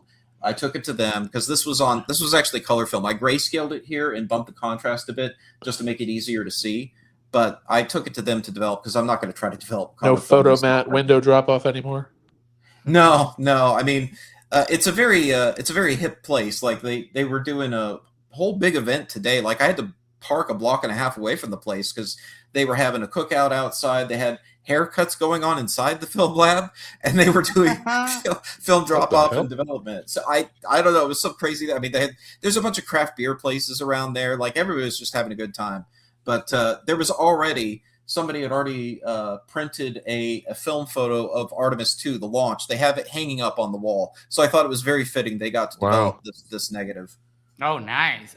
We have a couple more messages for you. Awesome works. Yeah, the amount of work that goes into what florists then discount as either fake and gay or CGI or balloons, or I mean, these two guys tonight have been just derping every possible excuse and just throwing everything away. Like where was the rocket flying in parallel to get the footage of the things that they had to use visualizations for? It's sad. Hold on, we have Aldebaran said, "Oh, nice." Calder yelled, "Wow!" Zumi said, "Okay, that's fucking legendary. That's pretty epic. Well played, AL." Yes, thank you so much for sharing this with us. This is just fantastic. So here's the original negatives. hold I haven't even cut them yet. This is the actual roll of film that came out of the film canister that has been developed. And I have the original negatives. Of course, this spot is that I'm showing you guys, like that is so faint and small, you can't even see it by eye. You can only see it when you properly scan the film at high resolution, of course.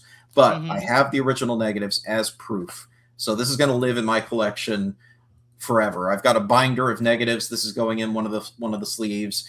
And this was a stretch goal I had. I wasn't even sure I could pull it off. But thanks to the 11-inch telescope and the power that scope has, yeah, it was enough light to put enough photons on the film that it actually showed up. That blew my mind. Icy Spin says, "Hey, I met that guy." Hey, Icy. Yeah, it was great to meet. It was great to meet Icy. It was great to meet Drunk Debunk, all the guys who were there. That was wonderful. Oh yeah. Boston concerts. Yeah, great. I can imagine.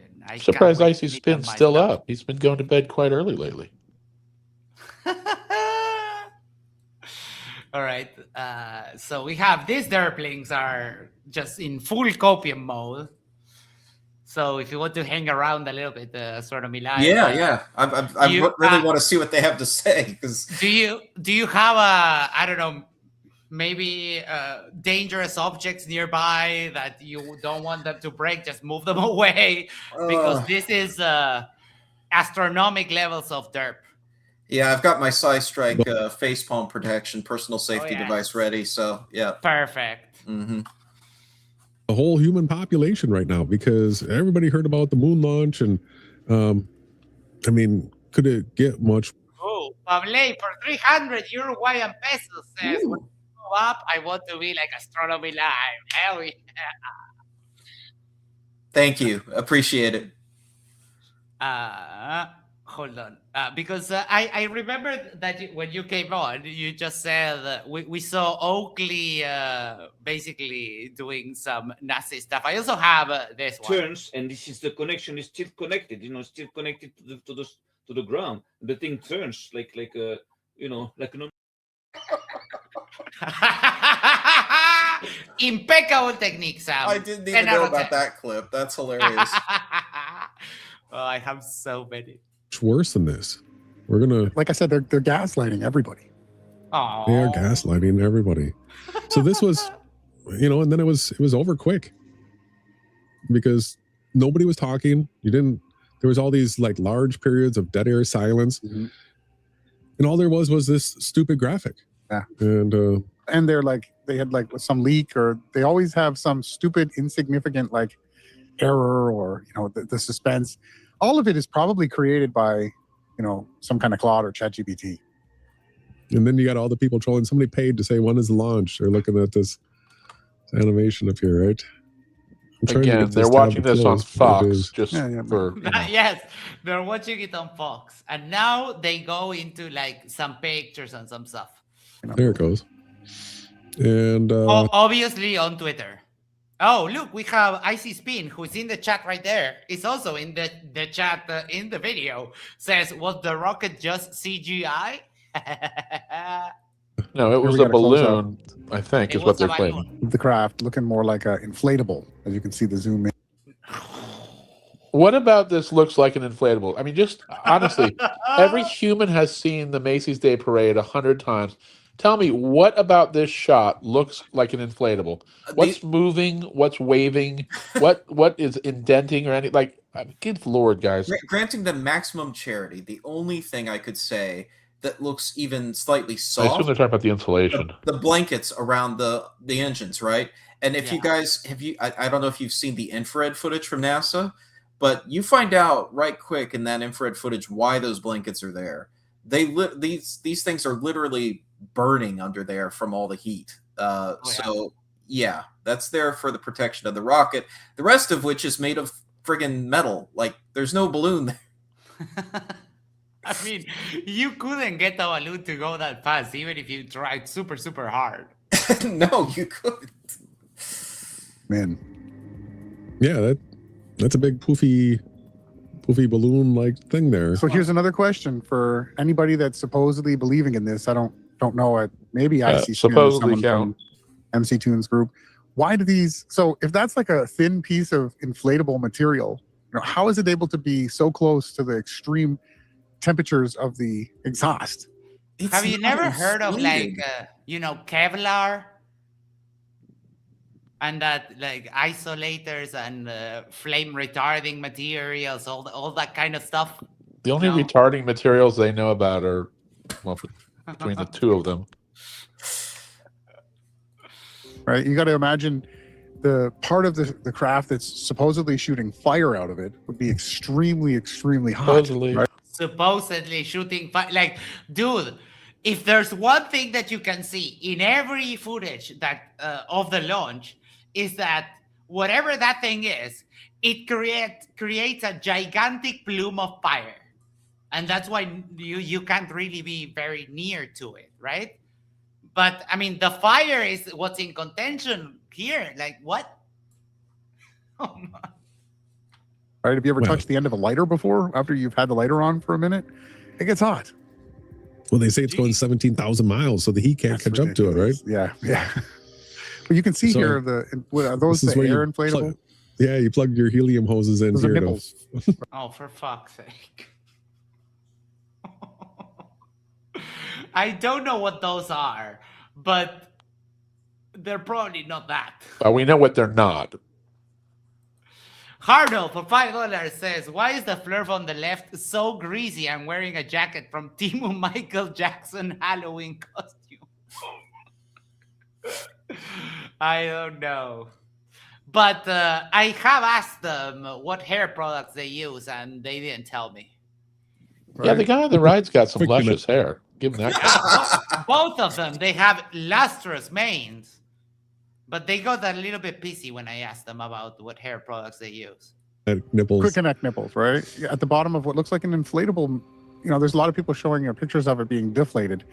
But I just want to look at this and really... Yeah, that's clearly those AI. deflated pictures were all AI. They were all fake. And it was so easy to tell. So when these guys talk about AI, like the one thing that is AI, they don't even bother pointing out. Right? No, because whenever a flat earther fake stuff, that is good. Yeah, that's what blows my mind. And there's been so much of it after this mission. There is so much AI slop. And these guys are all just discrediting themselves by, first of all, buying it, and second of all, promoting it. I don't understand how they can ever take themselves seriously ever again. Well, just in this video, though, they started out by saying that it was a balloon and that the astronauts escaped on the escape, whatever they're called, sleds or whatever. But at the same time, they had first made the case that it's all CGI. Mm-hmm. So make up your mind which it's going to be, because they're. Yeah, but they've been contradicting themselves continuously throughout this entire video. Yeah. The one that I've seen the most is like, even when they don't generate fake AI pictures, they were putting a picture of the visualization, cropping up the top band and removing the visualization sign. And it's like, these people think they're real. It's like, well, no, everyone knows that's just a visualization. But if you hear the broadcast, they tell you that the visualization is put together based on the actual live telemetry. It does show you the amount of butthurt that they're experiencing, though. The fact is that they've got nothing that, I think the average elementary school student probably couldn't shoot down half this crap. Yeah. People think on the other side of the screen, does this look like a spaceship that can fly up into the sky? Oh, that looks like an exhaust tube. Because you see there's a direct plume of, I don't know, vapor or condensation or whatever. They're also cherry picking like the one or two areas that might have something that even looks like some kind of soft covering or some kind of, insulation material. Oh, Kango, I'm so sorry. I forgot that I missed this one. Kango for $5 New Zealand dollars. Thank you so much. Bipedal robotics, especially in China, are amazing. When we watch astronauts walking into the capsule, they were robots. Like, what is that stuff? Like a balloon material right here? Mylar? Yeah, Mylar. Thank you. This looks like a balloon, right? And it travels up into the sky. The same type of seed. So it travels, at over a degree per second from where I was 7 miles away. Wow, the Copia. an actual rocket takes off with incredible amounts of G-forces, like the type that would liquefy your brain inside your. Not really, no. Do you know, Astronomy Live, how much, what is the biggest amount of G-force they experience? Give me just a second and I'll pull that up for you using Flight Club trajectory data. We have Well, that data. I'm assuming it's less than 10 because that would be pretty strong. Oh, it's a lot less than that, but I want to give you actual data here. Let's see here. These guys admitted there's real rockets, though. I'm surprised by that. Yeah.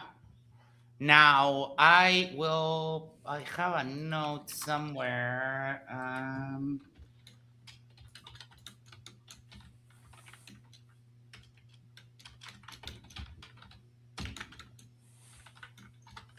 Experience. 1 second. Formula One cars right here on Earth can experience between 5 and 6.5 between like when they're going at top speed.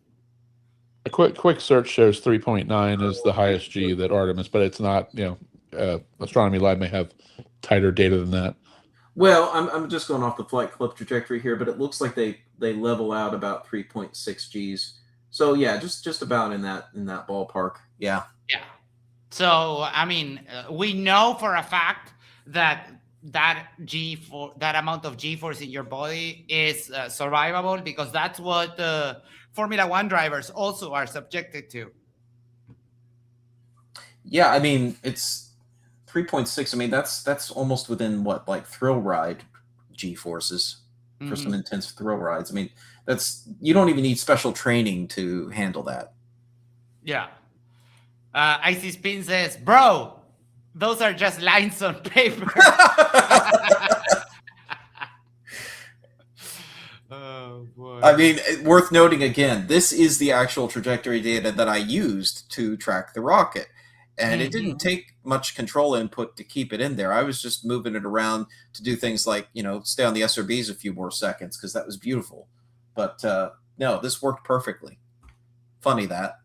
Funny, yeah. I was saying it a little bit before you came on. It's funny how I was bringing up the first of your live streams, because that's when you can see it, the best for me broadcasting in a reduced screen. And it's a huge, it looks like a gigantic pill in space. And it's like, well, imagine Astronomy Live got the data, pointed the telescope, and oh, there it was. It's like magic. The other thing too, Max, I don't know how much I emphasized this on my second stream. The first stream, they were in an elliptical orbit that was about 24 hours long to come back around close to the Earth to do the TLI burn a day later. Uh-huh. So they weren't even going all the way out to the moon yet, right? They were going out, what, maybe 70,000 kilometers, somewhere around there. But they were coming back to perigee within 24 hours. That's when they would have to decide whether to do TLI or not, and they did. Uh-huh. So they do TLI 24 hours later. They go out to the moon. Now, I didn't use NASA's data on where to point the telescope at that point. What I did is I used my tracking from that first stream to load that up as orbital elements in a simulator, orbiter spaceflight simulator. I then ran the burn. I actually simulated the burn myself using orbiter spaceflight simulator. So let me share my screen again. You got it. And yeah, here we go. Hopefully that shows. Yeah, that shows. So this is a recording of orbiter spaceflight simulator where I completed the burn myself. And basically, you can see on the right, that's a diagram of it going by the moon. It's going to go by the moon. It'll come back to Earth. This is a diagram of what happens to the orbit after it goes by the moon.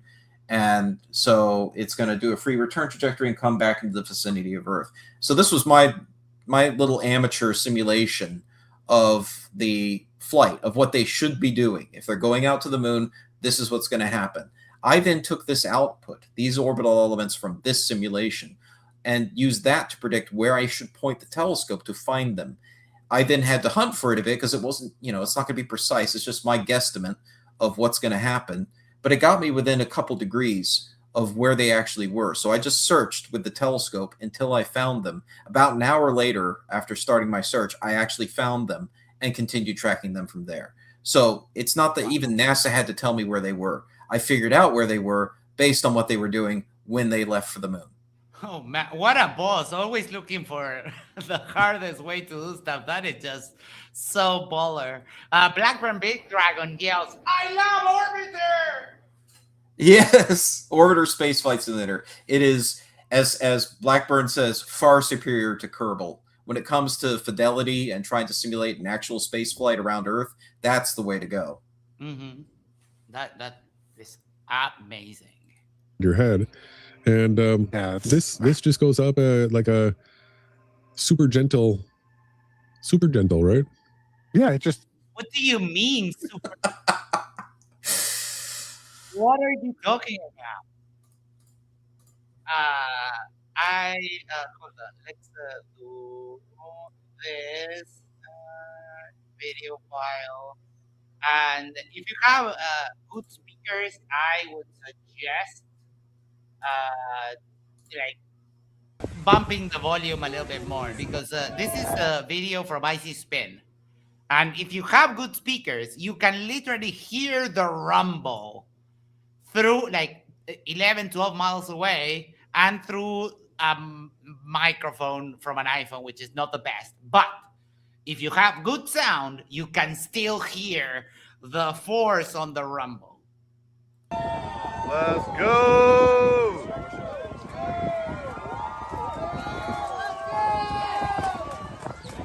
Takes a little bit for the rumble to get to them.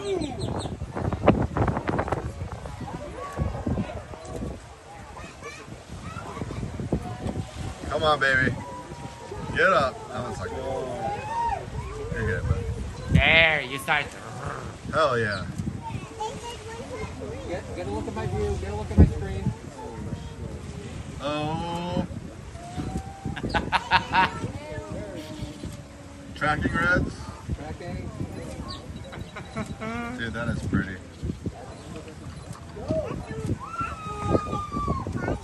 That is pretty. Oh, there. Oh yeah. And the great thing about IC Spin's footage is that he has his phone, and then he was also recording with his glasses, with Meta glasses or something like that. He was also recording their recording. So we have cameras all the way down. Should I share your screen here? Yeah. Just to show, again, like vapor cones. Oh, that's weird. I've never seen a balloon break the sound barrier before. You could literally see the vapor cone formation around the rocket there. Oh, See yeah. that? Yeah, I can. See that? Yes. Yeah, from the That low is- pressure around the rocket as it's breaking the sound barrier. How cool is that? That is epic. Yeah. Yeah, you don't typically see a balloon do that. No. Oh, all the copium. I just love. Oh wait, sorry. I wanted to go back to the stream. Here we go. I'm sorry, but under a polygraph, those two would never be able to pass the half the shit they're saying. No, I mean it. I kind of wanted to do this with Dearth, where I'm gonna figure out a way to challenge him. I'll put up the money for the whole thing and pay for it. As long as he puts 50 grand in escrow, I will too. But I don't believe there's. I believe they're probably dumber. But like Dearth, I think is a full on grifter. I'm not sure how much these two believe what they're saying. That's possible, yeah. I do, Jaren. I was 100% sure that Dave Wise was just a liar, a grifter. But then Jaren said that he thinks that Dave Wise actually believes his lies, so he might just be like completely delusional. No way. And He's a full on that kind liar. of bumped me from 100% certainty to like 80. I'm 100% certain that Dave is a grifter. 100% knows what real. I'm sure of it. Mm-hmm. Slowly travels up into the sky, but they were saying, "Oh, we're at 500 miles an hour. We're at 17,000 miles an hour." And what's your evidence against preposterous to it? think I mean, Like- you might not have the specialty equipment that Astronomy Live has to do the astrometry and do the velocity. But, I mean, you could do it by just counting frames on a video. I mean, all you would have to do is if you think it's a balloon, call up a person call up a company that makes like the balloons for Macy's and tell them how much would a 175-foot tall balloon, I don't know, 12 meter or 12 yards in diameter, I don't know what the actual size, how much would it weigh? And they would probably say, I don't know, 8,000, 10,000 pounds. So how are you going to even get that in the air? Because helium's not going to lift that. Like they think it's a balloon that can lift itself under its own weight, which of course it's obscene. This has to be them just grifting and lying to themselves because this can't be their evidence. That's possible, yeah. Office Depot says every single one of the content creators are grifters. I hope you mean flat earthers and not me. I don't think Mikey's a grifter. I think he's a simpleton. Yes, that is probably the case. With human body can withstand any of that. It can't. We'll get to a link for that. Maybe it's next. Evidence? No, number one, no, you won't. And number two, yes, they do. Formula One drivers, NASCAR drivers, they're all subject to like 3-5 Gs. Well, first he says it wasn't moving as fast as they're saying, and now he's then saying immediately following that a person couldn't tolerate that G-force anyway. Oh, yeah. So which is it? Fighter jets move a lot faster than that, not speed-wise, but the motion changes in direction. And I think 9.5 Gs is probably what they would do in combat, if yeah, someone was talking about how fighter jets get up to like 10 Gs under. Training, a pilot can tolerate that, but with that and the suit and the special. Yes, suit absolutely. By the way, this is gorgeous now, and they are completely losing their minds about this whole. Like, this is great. Here we go. So we've got. I've spotted at least 3 different airplanes because they all have different vantage points where they're filming. So it's not like it was just one airplane with multiple people that were all filming at the same time, because the vantage point is, so this one's coming up the coast and going to be flying past on the side. So basically just air is just wide open. There's planes flying all around this launch. There's no, shut down the area for safety. No. I mean, that plane is really far away. Like, what are you talking about? Just planes everywhere. Everyone look out to the side window and get your phones. The captains of the plane are sharing with the travelers that they're witnessing this. Like, I guess that must be an epic coincidence to take a plane ride and you get to see that. That must be amazing. Well, this would be the part that he would tell us what the distance should be, because again, it's just anecdotal bullshit. There's multiple videos of people through the years catching launches of rockets. How far do you think that is away? My guess would be 20 miles, 10 miles, at least 10 miles. Isis Pin says, got two-tooth Jerry coming at me. Yeah, I saw that. These flights probably maybe told people that there was a possibility that they would see the launch. Yeah, I mean, like, this must be a tourist thing where you book and then the airplane flies within. I mean, the person doesn't have a telescope with them in the airplane. Yeah, this is like cell phone. Yeah, you're within like 5 miles. You think it is? Come on, of this launch. It's crazy. And we have multiple different versions of this from different angles. So all at least 3 airplanes were just like, one's going from the north to the south, one's going from the south to the north. So wouldn't that be evidence for the rocket launch, not against it? I don't think they understand how frequently planes fly over that area. You have Orlando International Airport right there. You have Miami further down south. There are constantly a line of planes going north and south over the center of the state there, close to the Cape. Yeah. And they would have to be comfortable with this because of the sheer number of launches that are being done. The satellite launches are just, what are they, quite 2 a week sometimes? Oh yeah, if not more frequent sometimes. Yeah, it's constant now, and it's a bit of a challenge to coordinate the airspace, as I understand it. But this is why the plane's flying, over the land here. It's not going out over the water because there's a rocket going off there. You don't want to be downrange of the rocket, right? So they're flying over the land over Florida, heading north or south, whether coming or going from Miami, Fort Lauderdale area or heading into that area. That's constant air traffic. And yeah, there's a big rocket launch going on, sure, but that window extended for how many hours? What are you going to do? Shut down all the Florida airspace that entire time? That would be a huge disruption. So yeah, they're still flying over Orlando, over that area. Also, I fly radio controlled planes, and they have the AMA has an agreement with the FAA, and we get alerts for closed airspace where we're not allowed to fly within. Sometimes there might be a field that's like a licensed field. The typical distance is either 3 or 5 miles in diameter. That's it. So, with the NOTAMs that usually go out for these launches and whatnot, it usually shuts down the airspace east of Titusville. And I know this because my brother and I tried to take off in his plane years ago to watch a Falcon 9 launch. Unfortunately, the launch got scrubbed right before we took off, but we were trying to take off right at the time the launch was happening so we could see it from the air. So, and that's in Titusville, about 15 miles from the launch pad, west of the launch pad. If you're, over there in Titusville or further west, you're okay. This plane's clearly at least that far west and probably a little further.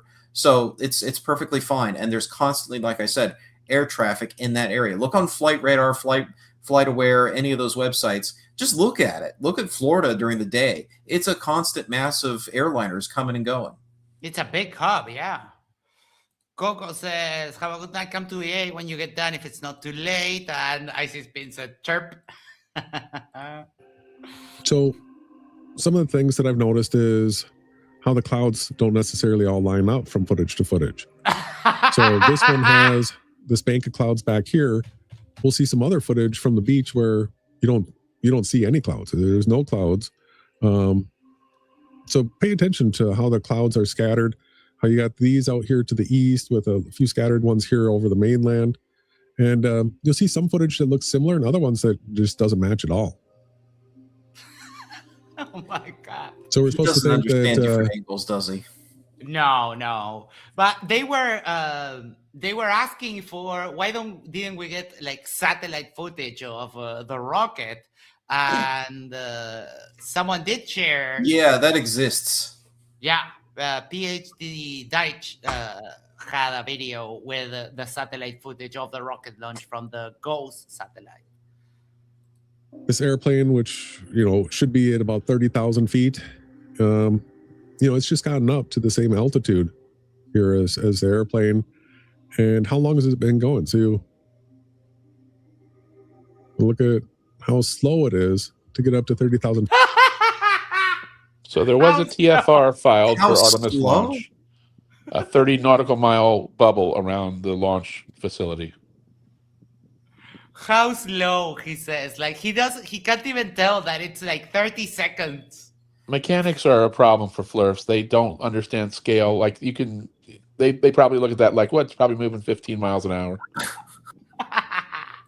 Feet. I mean, There's people that have little personal drones that could do that way faster. It's Oh my god! I fly drones, bro, and no, we can't. You think you could hit 30,000 feet in 30 seconds with a drone? Holy cow!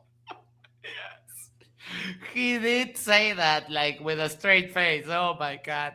It is disappointing though that their anecdotes that they keep dropping never have a citation behind them.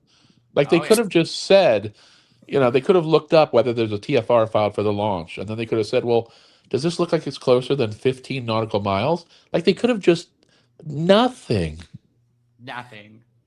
No, 30 nautical miles, that's bigger than usual. Of course, it's a bigger 30 rocket diameter, the bubble. Yeah. So is that diameter or radius? Well, they said a bubble, so I assume they meant the diameter.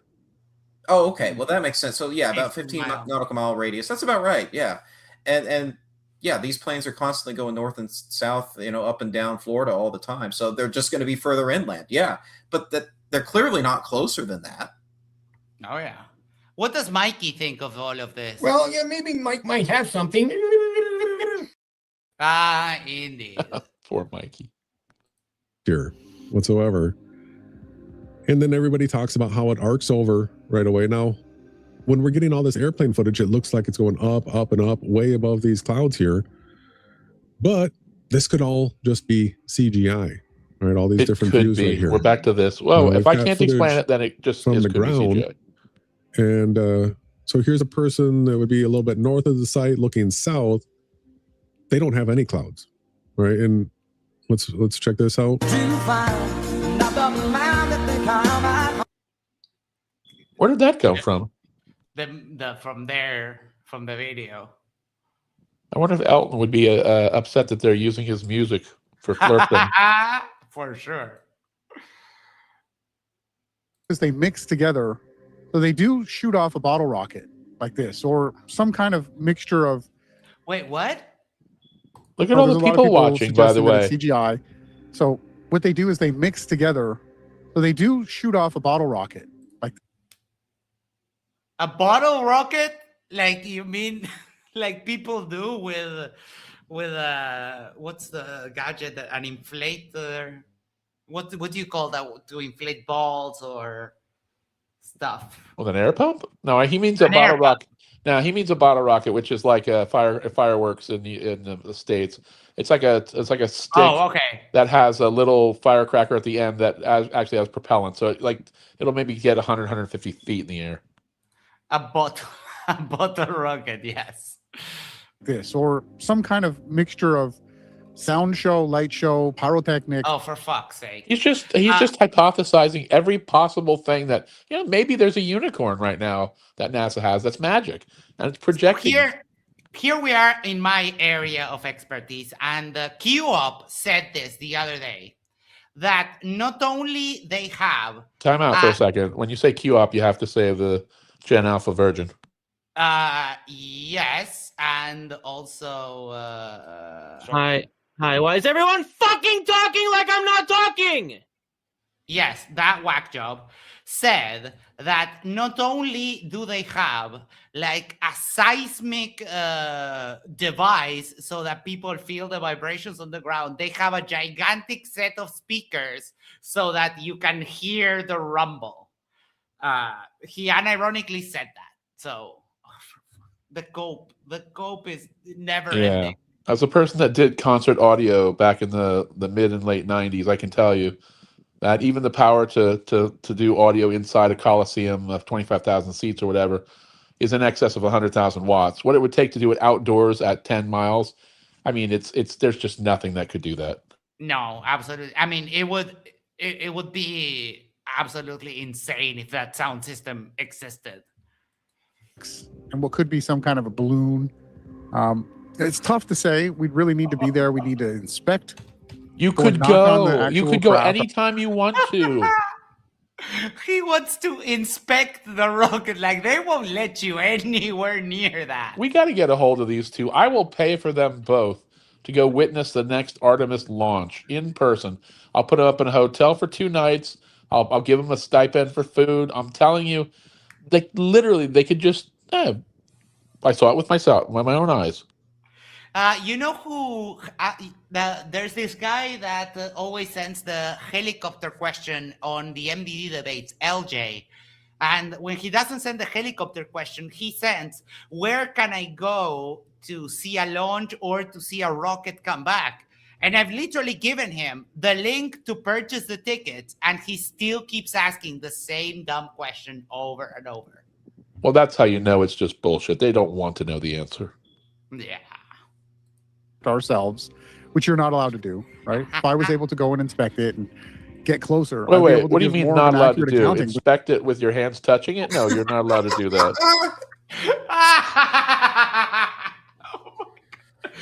Excuse me, this guy, this no one, is like, yeah, I want to inspect the rocket. Like, what are you going to do? You're going to go and knock on it like, oh, yeah, it's solid. Got it. I mean, nobody's anywhere near it when it's fueled up. Even those guys up top with the numbers on there, like there's, good Lord. I would love to see his request to NASA, though. I'd like to see him As go far get as an what I can engineering degree and go try to get a job working on the SLS so he can actually inspect it as someone who's supposed to work on it. Right? Have fun with that. Because it's a mixture of many things. It's Hollywood mixed with special effects, mixed with, so when you go there, you're going to film this thing shooting up in the sky. Hollywood But as you can see is here, it's special clearly, effects. So where was the other things that he was talking about? A mixture of many things. Then he mentioned two that are the same. clearly already starting to go, parallel to the ground, to the flat plane of the Earth. Yeah. Well, what's funny from is this the kids vantage who are point, supposed to be yes. so enthralled by this, they're just sitting here digging in the sand on the beach. They're not even watching. And because it happens every fucking week, multiple times in Florida, douchebag. Yeah, people in Florida are kind of used to it.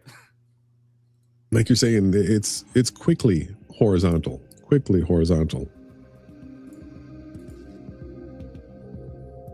See what else we got.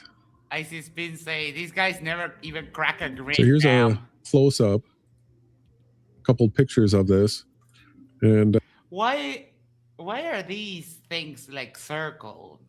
That's weird. Oh, I'm sure he's going to tell us. Do you know what those are for? Yeah, they're for tracking the orientation of the rocket. So they can use things like computer vision tools to track the orientation of the rocket because it's supposed to do, a roll program to get on the right azimuth, the right heading before it pitches over. So they can track it accurately and know the orientation very precisely optically as they film it. Oh, he's not going to claim these are like motion trackers to later match up with the CGI, is he? Yeah, I'm sure he is.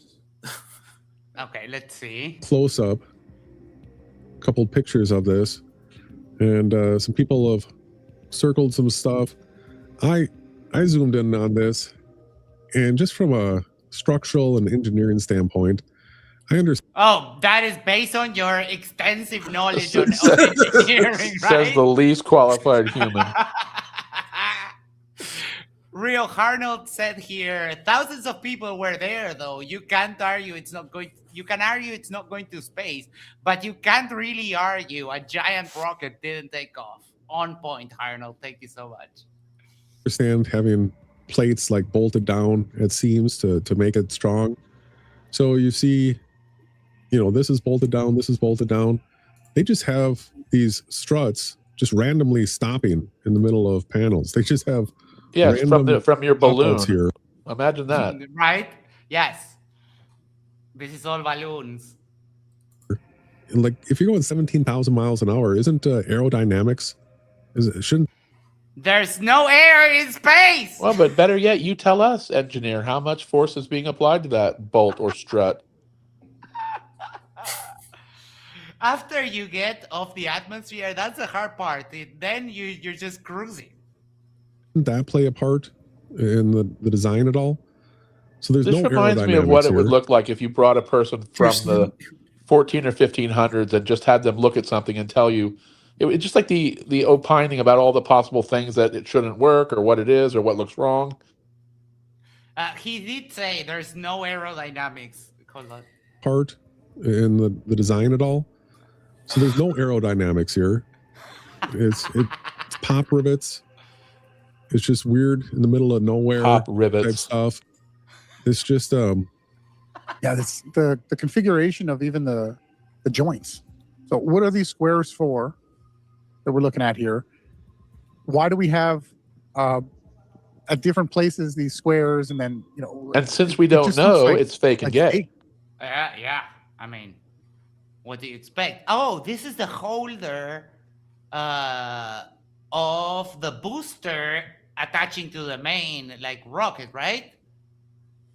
And that is what jettisons the boosters afterwards. I can't tell what they're looking at, but I used to look at the shuttle a lot and looked at how they mounted the things too. I don't think that's probably holding the booster. It doesn't seem as thick as the shuttle, but who knows what they're looking at. Again, you're looking at a tiny little piece of a thing and opining on what's the purpose of it, whereas you could look it up and figure it out. Mm-hmm. Real Arnold for $5 says they wouldn't let the greasy one inspect the rocket anyway. He's entirely too flammable. Well, just imagine when they ask him what your qualifications are. So if we can do a tour when it's not fueled up. What are your qualifications? I speak about flat Earth on YouTube. Have been doing it for 9 years. Yeah, you say flat Earth to CGI, NASA. I love it. I know they have some kind of craft that you can go to Florida and film. I'm not saying that you won't go and see anything like that. Someone in the chat was asking, they've got footage, but I went to their channel. It's not posted. Yeah, so I got that footage from IC Spin hours after he recorded it. He sent it directly to me from his cell phone. So I don't know why they use that as an argument there. They would just call it fake anyway. Yeah. But he's talking about IC Spin. Says, I'm on your channel. Where is the footage? Oh. These rocket boosters that they have, they're supposed to be putting out millions of pounds of thrust, right? Yeah. And this whole setup is supposed to be hundreds of thousands of pounds. So you got millions of pounds lifting hundreds of thousand pounds, the thrust lifting that. Oh, big numbers, Carrie. Oh. Is he going to claim it's just on this one attachment point? Like he's not going to zoom out or look at, Probably. And you got an arm like this connecting it. You got a couple pop rivets around here, and that's it. My guess is if that is so not only is it heavy, if that's between the rocket and the solid booster, then all that's doing is pulling it toward its attention to keep it. Right now there's much more structural things doing the heavy work, and that's just keeping it attached. You're just pulling on it. But it's also supposedly containing pressurized different gases, right? Liquid hydrogen and what else is it? Helium. Yeah, absolutely. I know. And what's the most important one there? Oxygen. Yeah. If there's helium, it's not there it has a fuel.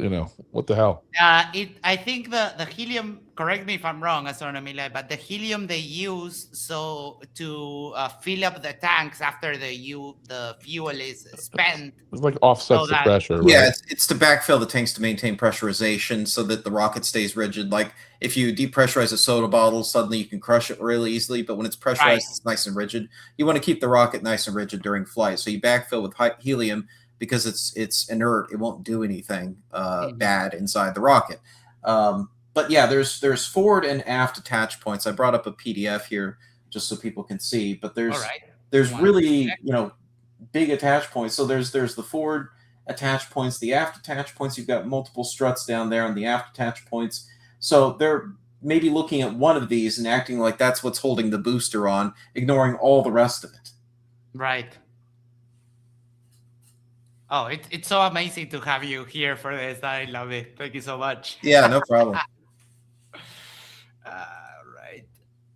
Through and look at an image like this. This looks like a big sewer drain. Right? I guess maybe they have the a big sewer drain. Yes, that's it. We pump poop into the engines to make them go. Yes. They are the new poop rockets, 100% carbon neutral. Yes. I love how they shit all over some of the most amazing engineering the world has ever seen. Why don't one of you two morons post your own resume of what your life accomplishments are? Oh, no, they're very proud of... there's a video where Jason, the one on the right, is telling MC Toon what his credentials are because he likes to debate PhDs and so on. And Toon asked him like, "Oh, what are your credentials?" And he's like, "No, I'm proud of not having credentials." Okay, Of course. Sure, my guy. All right. This was part 1. But it doesn't stop here, because these two were also coping about the return of Artemis. Before you move on to part 2, yes, we're going to watch the... just what a you few said. minutes. Don't watch much of it. I think 3 minutes would be more than enough. It is going to make you, Astronomy Live, it's going to make you hard as a rock. Okay. Here we go. You've probably seen this before.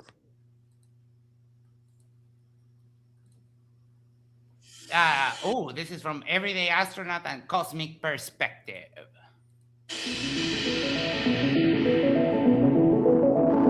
No, I don't like the music, thank you. Oh my.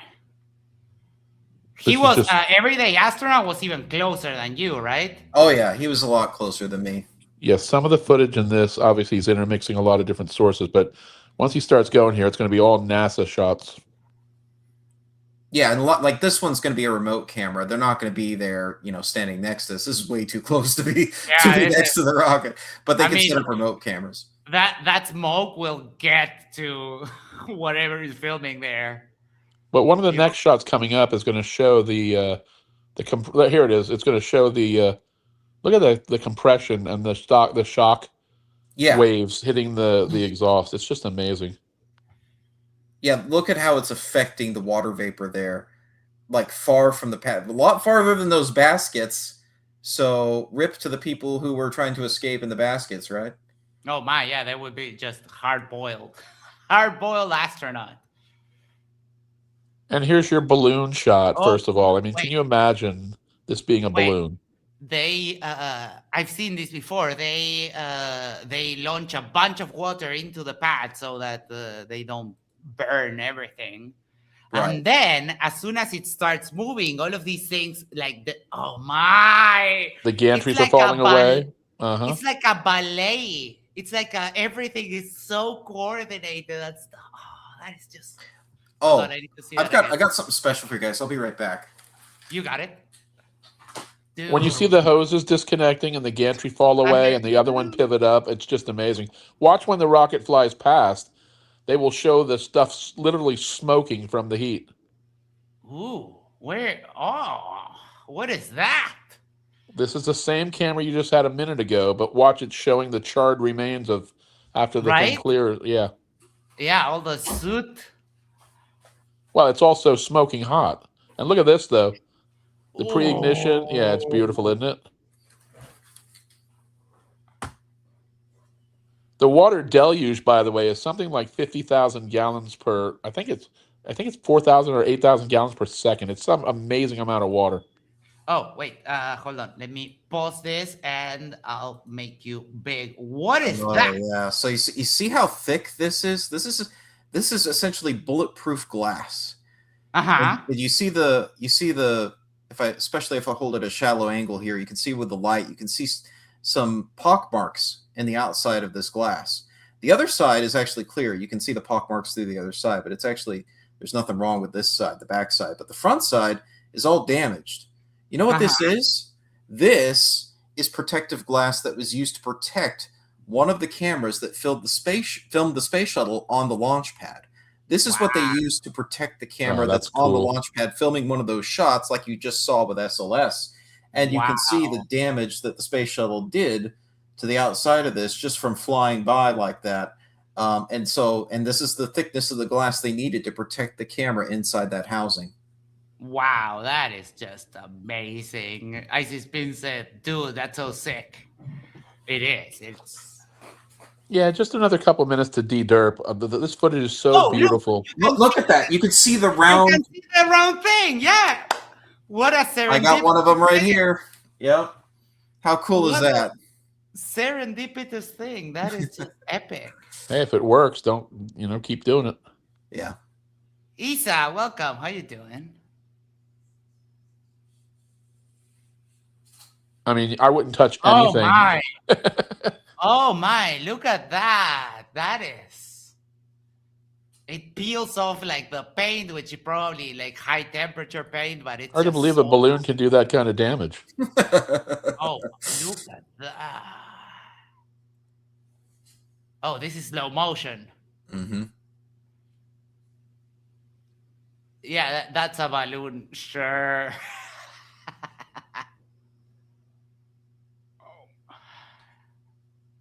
Wow, that is just amazing. Oh, it's beautiful. Oh my God, look at that ball of fire. Well, ball no, but cone of fire.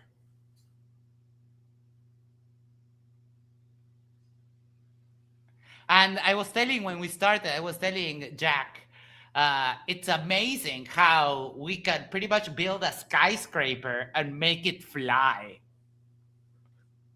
Yeah.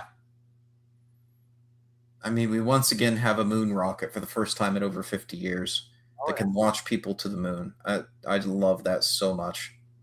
Yeah, indeed. I mean, There goes the gondolas, by the way. The gondolas with no one in them. I'm not even an American, and while this was happening, I was like, America! Fuck yeah! See, this is what bothers me about the flurfs. If you just watch some of the... look, the birds. Why are those birds running scared? Did they put them on purpose, like on a simulation, just to make sure, like, oh, yeah, the fucking birds are panicking? But you know that they didn't watch any of this footage, and had they might just stop for just a second to think about the... I mean, this is just so amazing that all of this shit works. Yeah. And even on the... It's especially good, I think, that even with the status of the world right now, the fact that we get together as humans and do amazing stuff like this. Jump ahead after this, where this guy is just watching it and commenting on it. They have some other after this. Oh, by the way, this is their production vehicle. This is Holy cow! Yeah, and this is for this fucking channel. Look at the amount of fucking hardware they have. Oh, that is... Yeah, I've helped them with their hardware in the past. They've got some serious kit. This is an impressive setup. In fact, I have to give full credit to Everyday Astronaut, because my LX200, the electronics that are in my scope right now, he bought them because they wanted the telescope tube. I didn't need the tube. My tube was good, but my electronics were fried. So he agreed to buy me a used scope. So if I took off the tube and gave that to him, which is what I did, and I got to keep the electronics so I could have spare parts to fix my scope. Look at the shock waves of on the left side. Oh yeah. They're like waves. Oh, I haven't seen a couple of these shots. I haven't seen them before, but yeah, they've got drones that they're doing the footage, the launch. This is not from the chase aircraft. This is from local drones. Like absolutely epic. Boston Concert says, do you know if they use seawater or fresh water? I would say fresh water, because otherwise, if you vaporize salt water, you leave the salt there. Yeah, I suspect it's fresh water, but I haven't looked that up specifically, but I think you're right. Probably it's... I know when they talk about when SpaceX does it, all the tankers it takes to fill the water reservoir. So my guess is it would be fresh. Yeah, because otherwise you would just have salt flying all over the place. Plus all the corrosion you're introducing to your internals. Yeah, salt is bad. Yeah, I mean, one of the things they're trying to do is reduce the amount of corrosion just from the chemicals that are in the SRBs, especially. It can corrode stuff. So. Astronomy Live, do you know that color that NASA uses on the body of the rocket that they used to use on the fuel tank from the space shuttle? Is there some significance to... I mean, I love that color in 4K up close, but is there some significance to... Is it an ablative type paint, or... It's the foam insulation that they use to insulate the cryogenic tank. That's just its natural color. So they used to paint the shuttle. The first couple launches, they painted the tank white, but they were wasting tons of, not tons, but they were wasting a considerable amount of weight on paint. On the paint. So they stopped painting it. That color just looks so cool next to the crisp white of the other stuff. Yeah.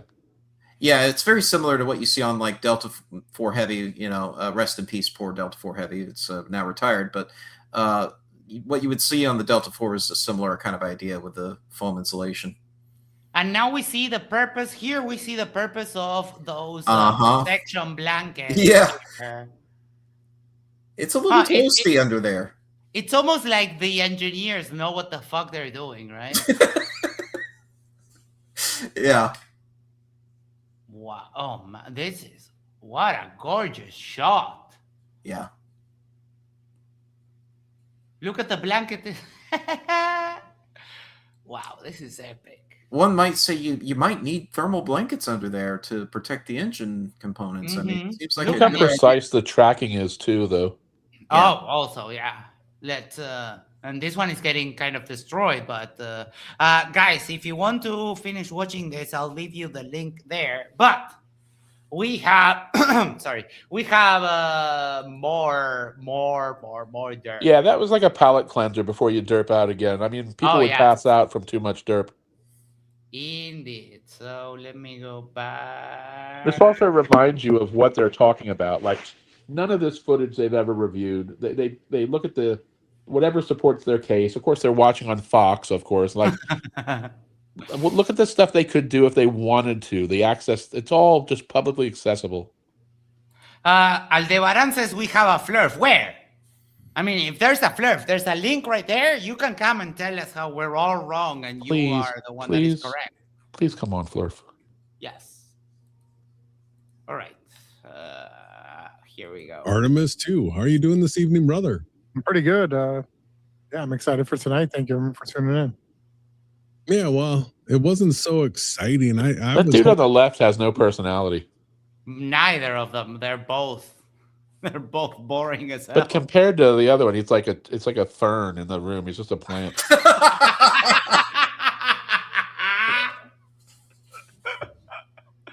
Let me put the astronomy lamp there. He does have the hair to be a fern, actually. What is with this that whole hair? I don't know. I don't know. But, Well, clearly they both focus on hair products. Yes. Miss 2 PSYOP, but supposedly they got back. Everything went A-okay. No big catastrophe. In the first 30 seconds. Yeah, well, you figure the whole, Trump everything's winning, everything great again. Wait, no. Please don't confuse Trump with anything technical or NASA. No, Trump had nothing to do with this. Oh, wait, I think I found the flurf. What's TB saying? 50. Oh no. No, you shouldn't have said that. Oh dear. I have it. I have here. I mean, we have the person that did this right there. I mean, you could ask him the questions, but I will share with you. Here we go. How is it that he could find the rocket in space right there, Timmy? Like, do you see that giant thing that is also moving? I'm also gonna spoil something else. I'm gonna steal my own thunder from my own stinking video for a moment here. It's okay. Nobody watches us. So on the 5th, I also tracked it again, right after I found it post TLI. This was I think this is was it 1 day before the lunar flyby? And I was tracking it heading to the moon with my scope here in Florida. But I also fired up another scope in Utah. With the wonderful thing we know is the internet, I was able to remotely control a telescope in Utah and tell it to point at Artemis 2 as well. Again, based on my orbital elements, not where NASA was telling me. No, based on my own personal tracking of where I thought it should be from Utah. Given the amount of parallax I expected, I then measured its precise position when I found it in those pictures. So the amount of parallax between Florida and Utah came out to about 0.47 degrees. And working out the math on this, at that time, Artemis 2 was at an altitude of about 325,693 kilometers. So I have simultaneous measurement of it from Florida and Utah, using 2 telescopes at the same time and direct confirmation of its distance. at nearly the distance of the moon. The average distance of the moon is 384,400 kilometers. So we're like, what, over 80% of the way there at this point? And I've got independent confirmation that it really was that far away. It did not arc back and hit Earth. Look, Timmy is having a little bit of projection right here and said to Big Fish, enlighten you, you just deny everything that goes against your beliefs. That's what you're doing, man. That is literally what you're doing. We tell you, we have a person right here that tracked the rocket all the way to the moon, and you're just like, nah, it's fake. It went This back is probably down to like Earth. witchcraft to a flurf, though. I mean, honestly. Oh boy, that is just. Sorry, let me do one more thing here. You got it. Got it. Yeah, no problem. Do I not have it here? Oh shoot! I thought I had it. Shoot. Okay, well let me. I'll pull up the 4th then. I was hoping I had the my time lapse. What I would like to ask you is, how did you get to be such a boss? Years of practice, many years of practice. Dude, this is I'm absolutely amazed. Thank you. I appreciate it. Just the time you put into this is quite impressive. I told you this before, but I hope you know that I'm self-inviting myself to a play date whenever I get myself over to the US. You know that, right? Oh yeah, yeah. Thank you so no, much. I'll have to find it. Well, I guess I can just find it on my Twitter, but while you do that, Boston Concert for $5 says, I didn't know Massachusetts was so involved on the Artemis, and sends me an Instagram link. Let's check that out. Just a sec. Oh. But to the flurf in your chat, though, just come on and tell us all in person.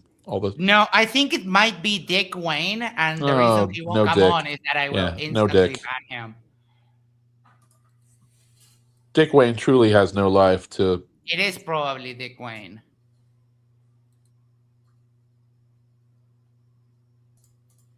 Oh. Yeah, so this was my time lapse from the 4th. So from April 4th, when I was first tracking it with the 11-inch scope after TLI, you can see it highlighted there, moving up and to the right. And then this is the unlabeled version. So you can see it start off in the center there, moving up and to the right as the telescope's tracking it. So this is over about, I think about 2 hours of time. Wow. Yeah, so there's Artemis 2 moving along its orbit, heading for the moon. And I know it was heading for the moon because I measured the orbit for myself, measured its distance, etc., etc. And they're going to be talking about the return? Yes, they're going to be talking about the return now. Timmy said, water is more dense than the medium that's around it. Where else would it go? Oh, isn't that adorable? That would be the supposed return, he will likely say. That is true, yes. Yeah, right. I'll find something while you wait. Okay, well, actually, yes, I'll check this out from Boston Concerts.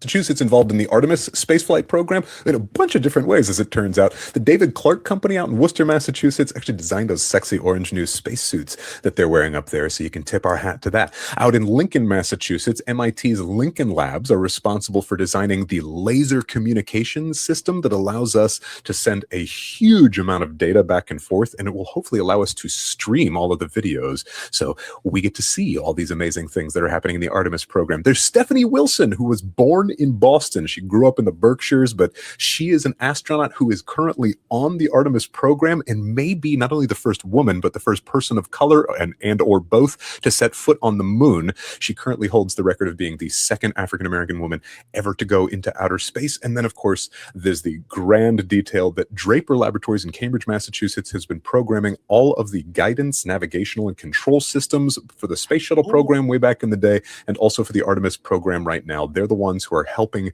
to make sure That is a big ass gyroscope. That is fascinating. Sure that the spacecraft stay on It is track, not that the backpack landers will be able compatible. to make it onto the moon without doing anything bad or exploding.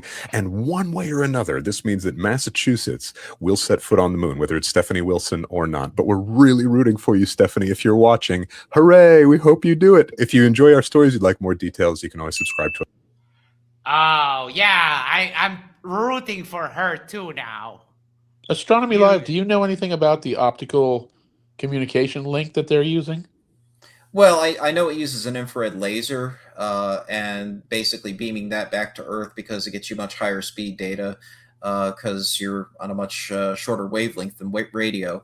But because it's optical, you have to be... It is line of sight, though, right? It's line of sight, and you have to have clear weather. It is affected by, cloudy. You can't do it on a cloudy day. But with the right conditions, you can get really high data transfer rates. And I think the ultimate goal probably is to use something like a satellite relay system to be able to intercept because Starlink, right? They're supposed to be using laser interlinks between the satellites. So theoretically, you could do that on the scale of a moon mission and have a satellite back in a lower Earth orbit receiving the data from, say, a spacecraft on the moon using a laser link, and then radio it down at a higher data rate than you could achieve from lunar distance just because of the signal to noise ratio. Right. Oh, that is epic. That's pretty cool. Icy Spin for $2 says, Chirper, I have a 9-volt battery to give you at Artemis 3. Yeah, I only acknowledge people in live, so I don't hear you. 250th anniversary. They planned the CGI and everything to go smoothly and perfectly again. Yeah. So, I mean, a couple of times they did the big exciting script with Challenger and Columbia. Oh, fuck you. That Wait, is he going to claim that those were faked? Mm-hmm. That's so disgusting. And, there was so much predictive programming for it. I thought maybe this would be a big distraction for what's going on in the Middle East and all that kind of stuff. But no. They planned this years in advance on the off chance that a fucking orange asshole would be running the world. Right? Yeah. From the Biden presidency, they were foreseeing that Trump would just start a war. Okay, sure. The fact that we're going to be going through and showing everybody how fake it was or how they faked it. Yeah. And well, let's be honest. You're not showing anything. You're just saying it. You're not backing any of it up. And because it's a combination of a few things. It's use of green screens. It's the use of the vomit comet. It's the use of... That gives Where's you the green screen exactly, Fabio? And that gives you 30 seconds of weightlessness. And how does it show up in my telescope? Right? Icy Spin, you know what to do. You got it. Pac-Man, waka waka waka waka. In case you don't know, for some context, Astronomy Live, it's because these guys have the SBVR, the Supernatural Virtual Reality Biblical Model, in which it's a flat Earth with 2 poles and you Pac-Man from one side to the other. Yep. Back up a second, though, because he clearly said that this was all CGI. So is he now claiming that any of the 0G footage is from the vomit comet? Like, if you're going to CGI the whole thing, why would you spend any time? Plus, the amount of footage they have, you'd have to spend hours in the vomit comet, for God's sakes. Yeah, but you only get 30 seconds, and then it goes up. Right, that's what I mean. How long would it take to fly that parabola to give you a total of like an hour of footage? It'd be days. And you'd have all these cuts. You couldn't do a continuous shot that way. Yeah. Again, he contradicts himself. While we were watching the launch, I remember that I lost my mind because they were someone had a phone on their hand and they wanted to give it to someone else, and they just like tossed it over the air, and the phone went like woo, and the other person grabbed it. I was like, wait, you don't know what I just saw, and I played it back again, and it was amazing. Those are the new iPhone heliums. They have helium batteries, so they float in the air. Use of the vomit comet. It's the use of CGI, which is now just sort of being referred to as AI video. Okay. And I really thought that they were going to come out with a lot higher quality and show off their new AI tools, but they took it the other route with this and really gave us some of the worst quality footage we've ever seen, right? Yeah, well, they're again, have a what you complete just plan. showed They're a few gonna be able minutes to- ago is absolutely stunning photography. Yes.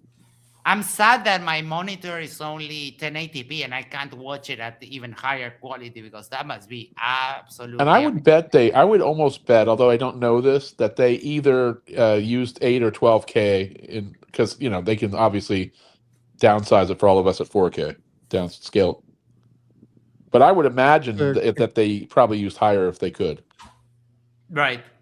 Explain each and every reason why there was such grainy, bad photography and low quality. They're going to say it was the upload and the download links, being the fact that they were so far away from the Earth, and they're going to put out all kinds of super high quality content. You're going to see all this just like it's going to look so real that it's fake. They It's gonna look did. so- Oh, for fuck's sakes. It's so real that it's fake. Oh. The copious copium that ever coped. Is it possible they're going to say these two are retarded AI? That it really that these guys aren't real, and that instead they're the derp AI? No, they've been derping out for a long time. They're real. Didn't one of them Sadly. threaten his own mother? Like, didn't he threaten to dox his own mother if she didn't agree with his beliefs or something? Like he was trying to blackmail his own mother about his beliefs. It was years ago, but I remember there was some fell out and he posted some letter about you better stop it or else I'm gonna put you on blast. Holy cow. Wow. No, there is a YD. There's a lady that goes around saying that she's the mother. I think she's the mother of this guy on the left. But I don't know. Maybe MC2 Imagine would know admitting some that. more about that. it's real. Yeah. And with that, there's so many truth or traps that have been laid. So we want to go through the Wow.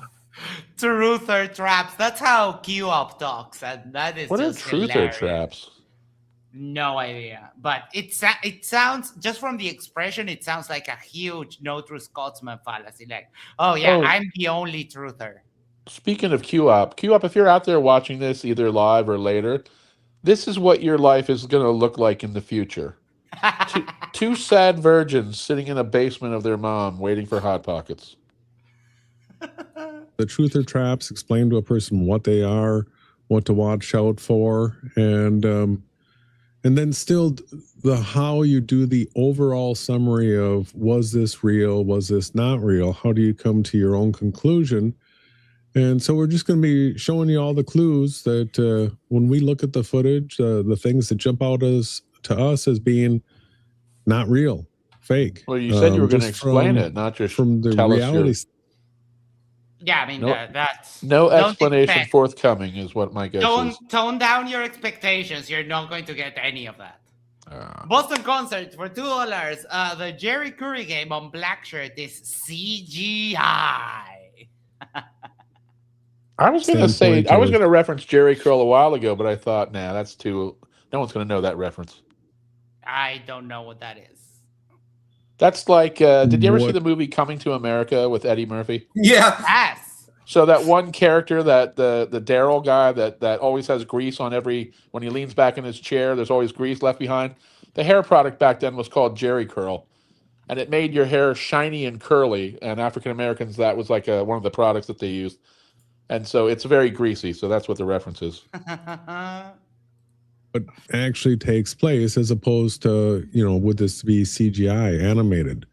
So we've got a whole bunch of those types of clips. Is there anything else that's going on in the world that you want to touch on before we get into some of that footage? Well, not really. We've definitely watching to see if they've sent in ground troops. But with the Artemis, what they've done. Cargo 44 for $5 New Zealand says, I find simple adults highly arousing. This stream has been $5 of tissue stream. Oh my God. Here, the the psychological mind control programming. They did everything they could to bring at least as many viewers in Canada and the United States by teaming them up with, an astronaut from Canada and then the other 3 from. Oh my God, his conspiracy runs deeper. Oh yeah, it's like deep, mole people deep. States and Europe built certain. Oh, look at Timmy. I know. Now I know that this is Dick Wayne.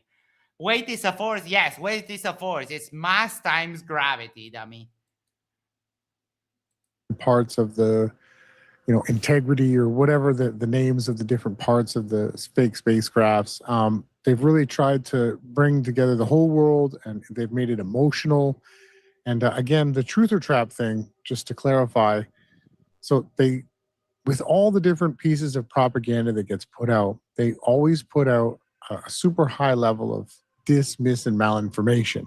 And then what they do is they send in the credible source, and that person comes and debunks that, proving to everybody that it was real. You really have to focus in and pay attention to. Wait. What's they put out bad stuff, so people say dumb stuff, so then you get a smart people debunking the. He's trying to blame NASA for crappy conspiracy theorists who are easily disproven. It's NASA like creating, I don't know, controlled opposition or something. Like NASA secretly feeding the bullshit to the bullshit artists that then get debunked. I gotta say though, he's got a strong point. What are the possibilities of people from different nationalities being somehow on the same team of specialists? It's almost like NASA and the US and Canada have historically been very tight allies and have collaborated. But I mean, if you watch the teams that go up, it's not uncommon to have a European or maybe someone from Japan or Canada built the arm. I mean, for God's sakes, it's an international fucking effort. Yeah. No, but oh no, the Antarctic Treaty, the Space Treaty, people that are enemies are. These guys are so interested in finding conspiracies, though, that they invent them. Oh my. Kango for $5 New Zealand dollars says, "Are they streaming from my fucking head? Just went through a brick wall ward at the hospital." Kango is on fire today. This stuff. But those are the main takeaways, is that you always got to be patient and wait and get your information, get your tabs, get your links, share the information. Get your tabs. MC Toon can help with that. Pable for 300 Uruguayan pesos says, "We all know who they are, don't we?" Yes. Information to notepads, get your talking points. And if you want to show friends and family different parts of what's taking place on Artemis, you got to strongly, have your T's crossed and your I's dotted, and make sure that you only have willing people. You two struck me as more of a you dot the T's and you cross the I's. Also, name a single citation they've brought to the last 2 hours. None. But hold on, it gets so much worse. That are interested in maybe being skeptical. If you ask someone, could you possibly be skeptical with this whole Artemis mission, being it's been, over 50 years since they supposedly went to the moon.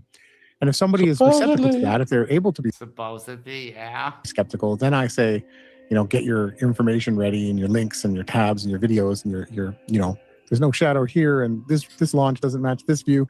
Because if you go to anybody that's, strongly entrenched in the psychological operations, all it actually does is creates toxic energy. And we don't want you to have that as a viewer here. We toxic energy. want you to be armed with the information and take it to people that are actually ready to hear it. Ooh, Steel City brings up a great point. Yes. Where is it? 1 second. I have it.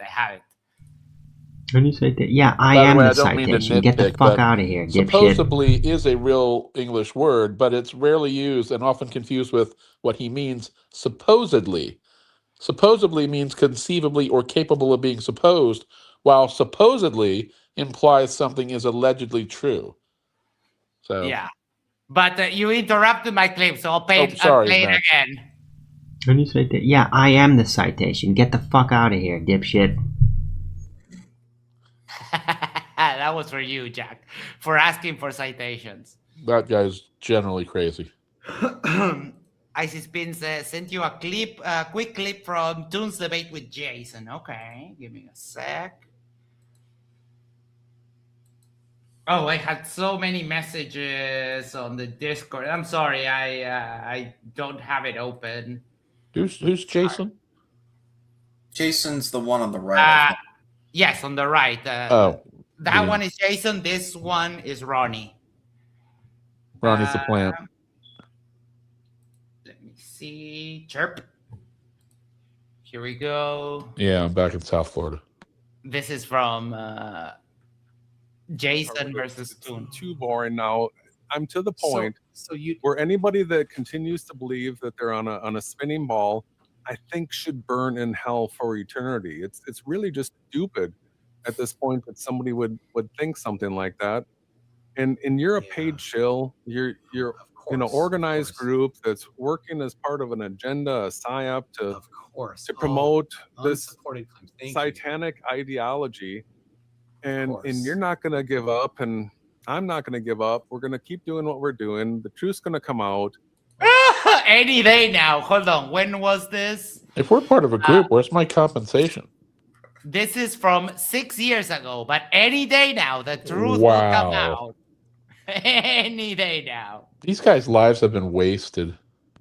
That is a fair statement.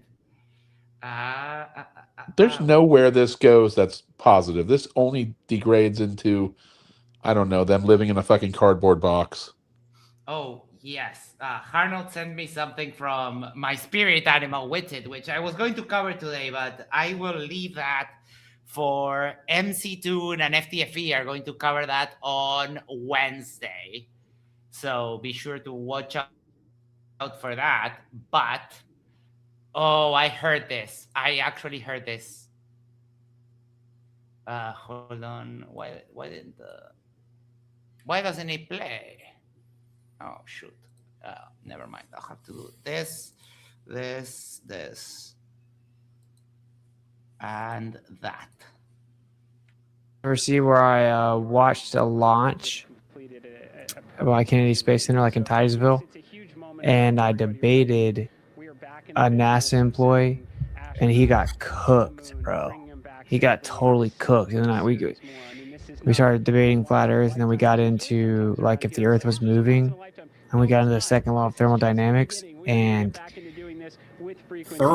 got real with him, and I'm like, look, man, they're lying to you, bro. And I'm sorry. I was just real with him. I'm like, because I could tell he just loved it so much, you know, and he was like a good guy, like kind of nerdy. And I was like, I'm sorry, bro. I'm sorry. Like, they're lying. They're, you know, those pictures that are supposedly from Hubble. What do you know? NASA has Sophia plane took the same exact pictures. Is this 2.0 Witsit or old Witsit? The public doesn't. No, this is I'm back with it. Really know about the plane though, do they? And I just like taking things apart one by one, and I like had like kind of a heartfelt moment at the end with him, and he started tearing up. Oh my god! Was like just gung ho, like ready to debate me at the beginning, and then we were just like knocking these things down one by one, and he teared up at the end. Never happened. That never happened the most. Oh, this is the most copium of a human being. That is indeed cope level 9,000. He is the now. I Wow. have a secret access. Witted, what do you think of what Witted just said?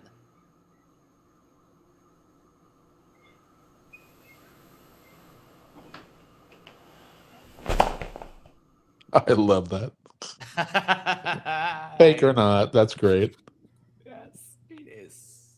Oh, and the funniest thing is that it's only like it's half fake because that came from a sequence of pictures of him like actually melting on his chair. I prefer the I'm just a dumb flat earther. I don't have that one. That one is from Toon. All right. I don't know if you've been catching this, but the NASA tool that I wanted to use to reference the actual flight paths and where the sun should be aligned, where, you know, which side should the shadow be on, that type of stuff. They're saying lost signal. So By the way, is there anything more beautiful than a Flurf trying to debunk NASA by using NASA's own tool? Yes. Like he just has no concept of how fucking stupid that sounds. Absolutely epic. Can't reconnect to it. Hopefully that comes back, because I wanted to be able to reference how the shadows aren't lining up. Or maybe when they hit the water, it fried the. They had a hard time. Don't worry, you guys aren't bringing talking any to evidence the- anyway, so that won't matter. Jason and Ronnie, it sure would be nice for you guys if you had your own tracking data, so you wouldn't have to rely on NASA to know where things ought to be and what it ought to look like from, you know, the Artemis 2 spacecraft. Sure would be nice if you had that. It'd be a real shame for you if I had that and you didn't. But also the need to present anything when he started out by saying it's all CGI and or a balloon. I mean, make up your mind, guys. Is it real or is it fake? Yeah. Boston Concert asked me, yeah, but not on this one. He said that he was there for a previous launch. But I mean, you know, the story is false when he tells you that he made a NASA employee like cry. Like, Yeah, seriously? but wait, there is that one footage from, isn't there footage from him at a launch, like talking to people out loud, and they're telling him to shut up. They're there to watch the launch. That's the one I think he's referring to. They were like drinking. He was sort of like loud and obnoxious. Wow. When is he not? Right. Oh, this is 100% Dick Wayne. Gave a definition, said weight is a force, which it is. I never knew weight as a force. That sounds like a you problem, Mr. Dummy. And you are not correct. Weight is a force. You just... Timmy! Dick, if that's quote-unquote you, diver. just fucking go away, dude. No one, everybody, like, we literally paid money to ban you from other channels. Yes. And here he's also been banned. We auctioned off him getting banned. But you know what I have for you? That's the dumbest comment of the debate. You said it with a smile like you sounded so great.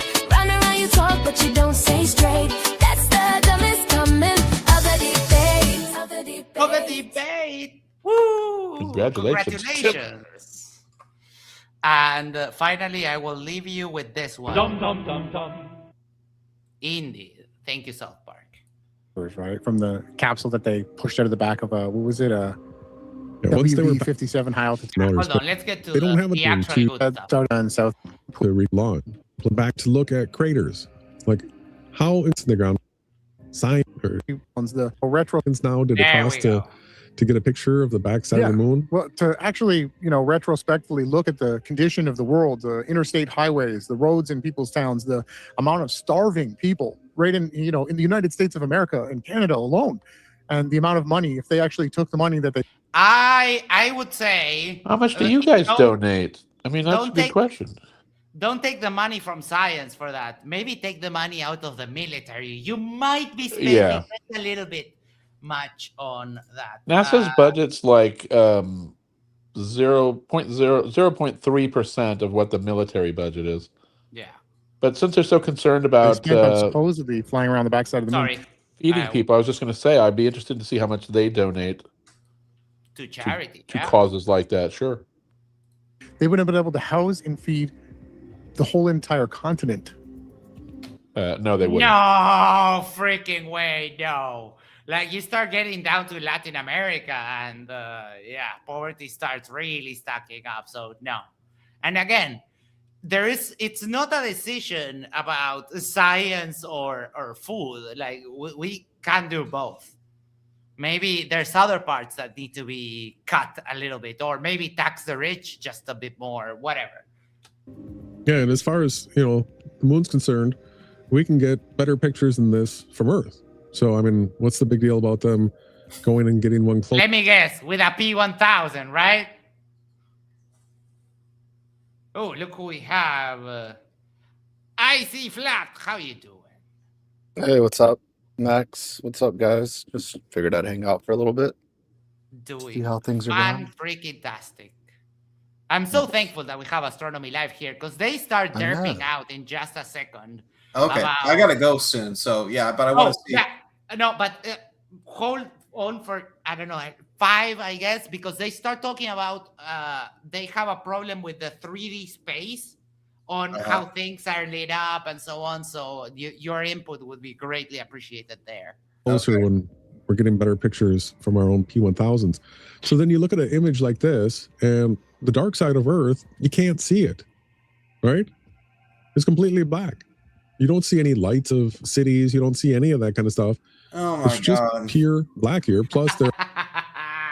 Once again, he doesn't understand exposure. He doesn't understand that the camera is set to expose that nice, bright, daylit side of Earth, and you're not going to see city lights, stars, anything that dim when you're exposing for the daylight side of Earth. He has no concept of dynamic range limitations. Right. There are no stars anywhere. So the contradictions are so stunning because now this is supposed to be the dark side of Earth, right? Because you see the light shadow, like the sun is located over this.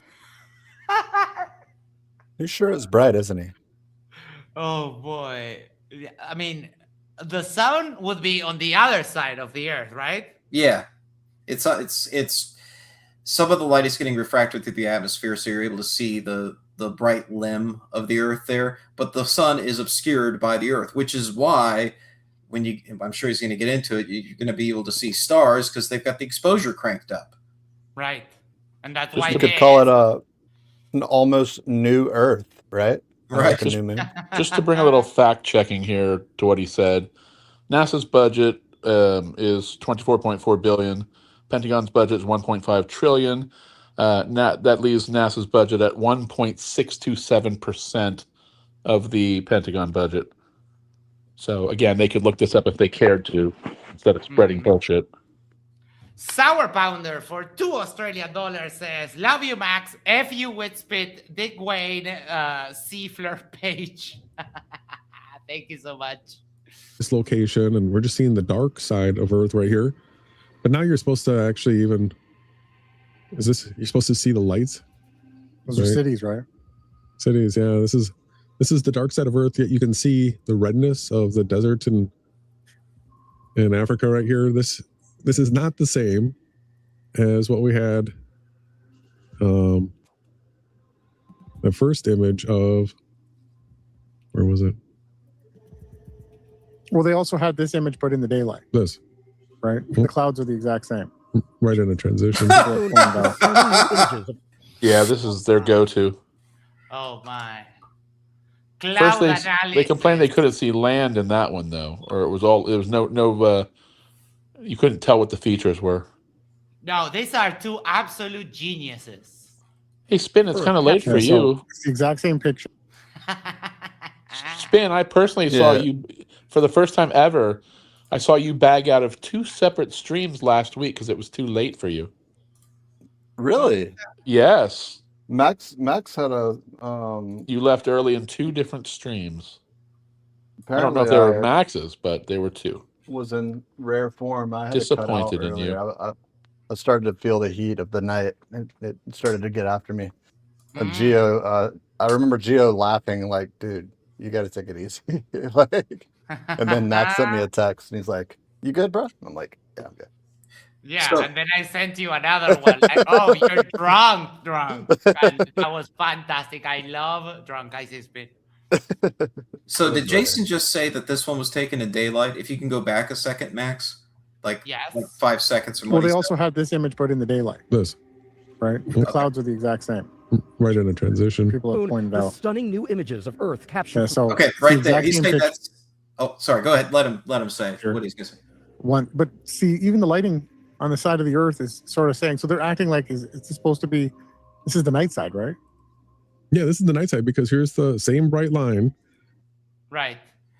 Right, and they complained about the clouds being the same. Yes, but they weren't. Well, no. Show my screen for a second. So complaining about the difference between this and this. Okay, this is the first one they showed, This is the next one. The clouds are the same. Yeah, look at the date the picture was taken. Date time original. 2026, April 3rd, 002739 Universal Time. This one, 2026, April 3rd, 002720 Universal Time. They're literally 19 seconds apart. How much do you expect the clouds to change in 19 seconds? Yeah, Toon brought this up the other night that they don't look at the metadata from they just say shit. Yeah. Yeah. Wow. But hold on to your horses, because it doesn't stop there. This is the night. Let me let me scroll forward. And before you ask the question about how much difference they expect, Mikey expects you to be able to show him a galaxy rotating in one of your videos. Yes, that is absolutely true. But here, it's a good part. And getting out of the Artemis 2 mission, that this is supposed to be the downloaded high quality stuff that the live video wasn't picking up. But let's start going through these images and talking about what doesn't work here. And all right, so you have the dark side of Earth right here. There's none of those lights that you can see. And then we get the moon right here. We're supposed to be on the dark side of the moon. Like, this is supposed to be blackness, like the blackness. I mean, how do you fix this? I don't know. This is like a gene pool exception, right? Like everything he needed to know about astronomy he learned from a Pink Floyd album. Oh, yeah. It's pathetic. Mr. Evans says, sending you some photos that I took the Saturday after the launch showing DSS 43 and DSS 34 communicating with Artemis. Okay. This that we experience when we go outside at night. Wesley, where you don't see the ground. It's not all lit up like this. Shut up, Wesley. I love though when he doesn't know what he's saying. He's supposedly it's supposed to be the dark yeah, side. and you can tell that it's artificial. You can tell that the way that the light shines on the supposed surface of the moon, that it doesn't have any radiance to it. The light isn't going from a stronger spot. It doesn't have any radiance to it. Like, what the hell? Shut up, Wesley. Yeah, I'm sorry. No, nobody saying anything about light would say anything about radiance. Spot to a weaker spot. It's all perfectly evenly lit, and that's only created inside of a 3D modeling program. Yeah, and says the expert. And Unreal Engine 5, like Flatzoid said for TFE, right? We're still waiting on that animation that looks like 100% real. I have a clip somewhere right here. I have a clip somewhere of Jason saying that more than 50% of Americans think that we could be in a simulation. Oh, and he had like quoted some stupid study. Like, that is the dumbest, literally the dumbest statistic I think I've ever heard. And he just said it with a straight face. They never crack a grin. They just keep rolling. I see you're showing something. Would you like me to pull it up, Astronomy Live? Yeah, sure, if you want. So this is Orbiter Spaceflight Simulator again. This time I've loaded in the orbital elements from my post-TLI tracking and run the simulation forward to the time that we see Artemis 2 encounter the moon and go behind the moon from the perspective of Earth. So I haven't... this is from the tracking on the 4th and the 5th. I want to load tracking data from the 7th that I did just after the flyby of the moon. But for now, this is just from the 4th and 5th extrapolated outward to the time that the close approach happened. And if you look at the moon and you look at the craters and you look at the crescent Earth, notice how well that lines up with what we just saw from the actual Artemis. Like, okay, hold it there. Uh-huh. Boom. Boom. Yeah. That's pretty good. It's almost like the software is modeled in reality.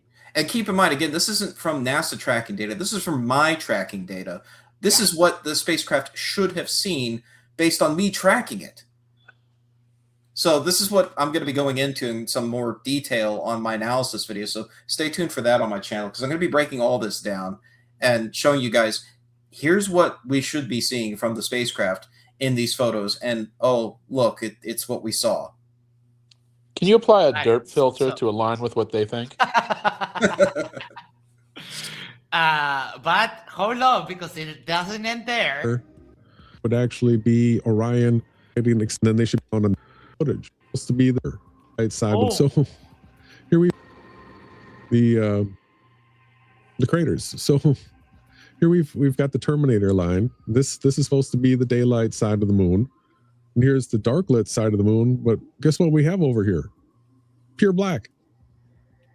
Pure black. So they sent the astronauts to go up there to put their eyes, instead of just using cameras to look at the moon. It was really important for the astronauts to put their own eyes on it, put it into their own words, and describe the feelings that they were having as they were looking at this. And as you can see from the picture, they would be looking at pure blackness. Yep. Did a fucking rocket go or not, dude? I can't tell from your... Make up your goddamn mind. Oh, boy. And pure blackness, right? Yeah, and also just there's so much psychological mind control that's laced throughout the entire operation from the beginning to the end. Everything that they did, including supposedly filming where the U.S. flag was planted.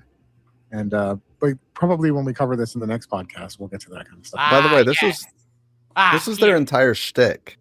All they do is talk about everything around the perimeter of like what the point is, and they never get to the point, and they pretend like they taught the audience something without ever offering any evidence or looking up themselves to see what it is they're talking about. What are all those bumps on the outside of the rocket?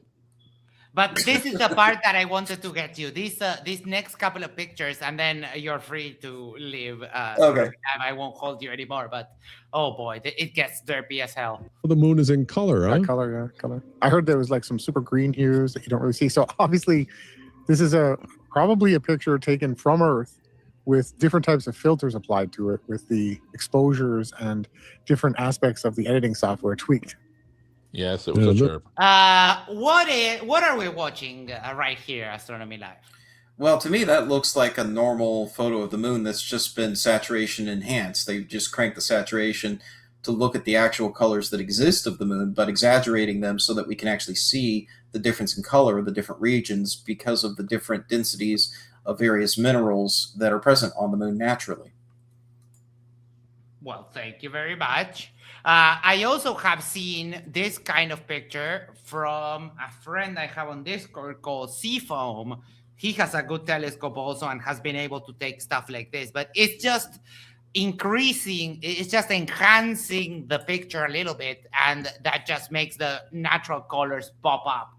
Nothing different to anything that ever happens, like when I don't know, Nat Geo takes a very nice picture in the jungle. They just adjust it to make it look a little bit better and enhance what is already there. Nothing mysterious, nothing weird. The Photoshop just went nuts with this one. Photoshop. But it looks just better than a P1000. Yeah, quite a bit worse if you actually look at how bad the detail. So logically, he's compared this, right? So I should see where's your contrasting photo, bro? Where's that a P1000? Like, do you think you can take a picture like this with a P1000, Astronomy Live? If you stack enough frames, probably. Okay. But that's according to Mikey, that's faking gay. Right, that's cheating. Yeah. Yeah, but Mikey cheats too, so he does. We should be good, right? By the way, Mikey doesn't trust imaging devices; they have to be photos. I wonder if somebody has broken it to him that his CCD inside his cell phone is not exactly a camera.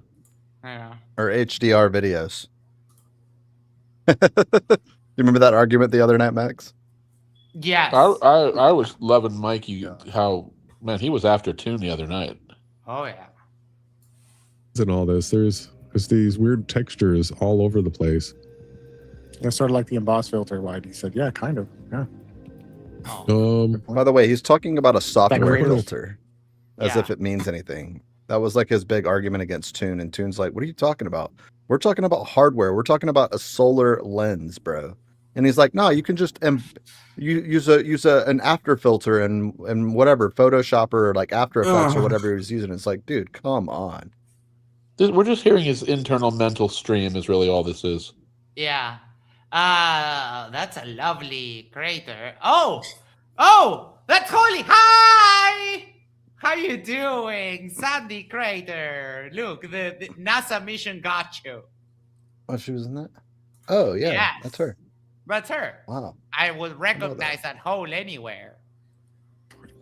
Oh yeah, right. We're looking out the window. That all this is supposed to happening. No, this got to be CGI. It's not even real.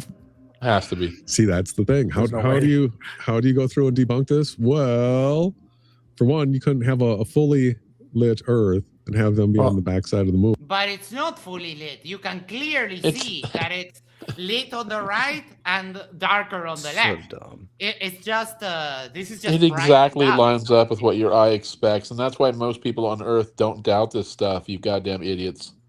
Yeah, that is just insane. Oh, That is a If you pretty look fucking closer, that's amazing actually picture. the moon in the sky. True. I mean, It's not Earth. No. Yes. Does anyone know how high those ridges are? No, but this looks like pretty deep, and you can actually see like the hole where the impact was, and then the expansion of the forest. Like, I mean, the whole picture looks AI generated. This looks like an AI generated picture to me. You got the moon in the sky with the moon below it, and you've got a crater I've not seen before. I'm not sure that that's real. So this is not a legit picture from Artemis? No, no, this is not Artemis. This is fake. I wonder if they know that. No, I don't think they do. I mean, and you look at it looks like it's trying to be ISS out the window. Like there's little bits of spacecraft hanging out there, some ISS solar array kind of looking stuff out there. It's like you're right. This is an AI that's trying to create something based on what it knows of seeing like ISS imagery, but it's fake and it's terrible. Yeah, this is I did AI a gen. reverse image search, and you may be right. Yeah, because this is throwing.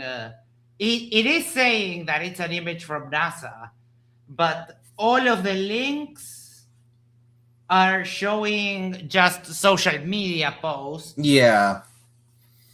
This is Actually, it just occurred to me how big that crater would have to be and how tall those mountains would have to be. I don't.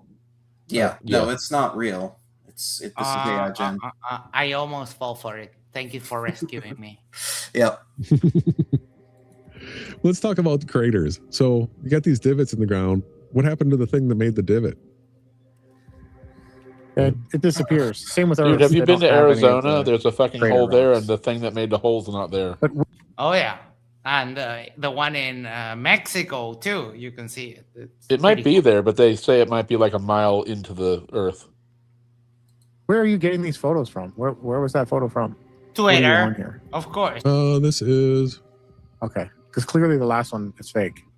The Artemis takes spectacular photos of our natural satellite in all its splendor, Wait, as we who have put- never seen it before. Wish we could see who The one with the posted it. crater. We can. Hold on. this is Raúl Gutiérrez. Raúl GTZ NR. Well, Raul is posting a bunch of nonsense. Those are not Artemis 2 photographs. Oh, look, another legend. Hi, how are you doing, Kay? I saw you throw that picture up. I confirmed it's fake.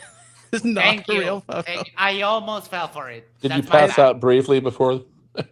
Yeah, so I mean that's the thing about space photos is that they don't look like we expect because we see everything on the ground through an atmospheric lens, and so there's atmospheric scattering and things in the distance look sort of washed out and stuff like that. But in space, you have these really weird images where it's hard to tell if it's real or not sometimes.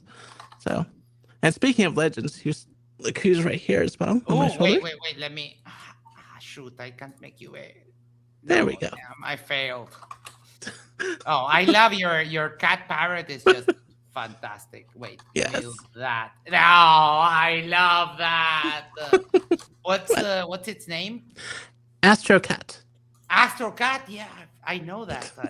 I'm so sorry. Mind fart. That's okay. Max, if that was you, how terrified would be if your cat was on your shoulder that close? No, I would be like very nervous. I mean, it's very close to the jugular, and that is Exactly. that is a big no-go. Okay, because clearly the last one is fake. the one with the crater. Like I said, you're seeing they're around. They're all fake. I know, but the one that you were looking at literally had the moon where Earth should be in the sky. Right? Well, wait, are they correct then? Right. Wait, what? What do you mean? They're right that this photo is fake. Yeah, they got it. Yep, they got it. Good job, very guys. rare occasion. Let me subtract one thing from them. Very nice, guys. Good job. We're looking at the face of the moon, and then we're looking at the top of like why they put this photograph. So again, this leads us down the truther traps. So they put out the disinformation so that their agents can come around with the correct one. They put out the disinformation first, right? The controlled argument then comes through and is able to debunk you. All right, time out. This is from time out. So they're showing images of the mineral moon, which is just post processing of real moon images. That's not fake. That is ridiculous. Yeah. Aldebaran says, I think I know these guys. Sire, he spreads crap since like the Atlas comet coming between the Earth and the moon. Yeah, I mean, they're about all kinds. Oh yeah, these guys have been around a long time. They were saying that Reds and mine, our footage of the Falcon landings were fake way back when that was starting. So like they've been around the derp circuit a long time. Oh yeah, 9 years. I checked today. That's their earliest live stream. Yeah, so this is supposed to be coming around and seeing for Earth once they come out from behind the moon. Except what's the problem here? One, you have a fully lit Earth. So where does the sun have? That is not fully lit. There's a part missing. And that's Artemis 1, by the way. That's not Artemis 2. That's Artemis 1 footage. Oh, they're flailing even that hard to just do stuff. But I mean, that doesn't look like that fully lit. That looks like an egg that has a part missing. Yeah, it's a gibbous. It's not full. You guys are being kind of harsh. I'm sure they spent a good 10 or 15 minutes getting this live ready. In this shot. In order to have a fully lit Earth, the sun has to be behind you. Right? So that means that Orion is on the lit side of the moon.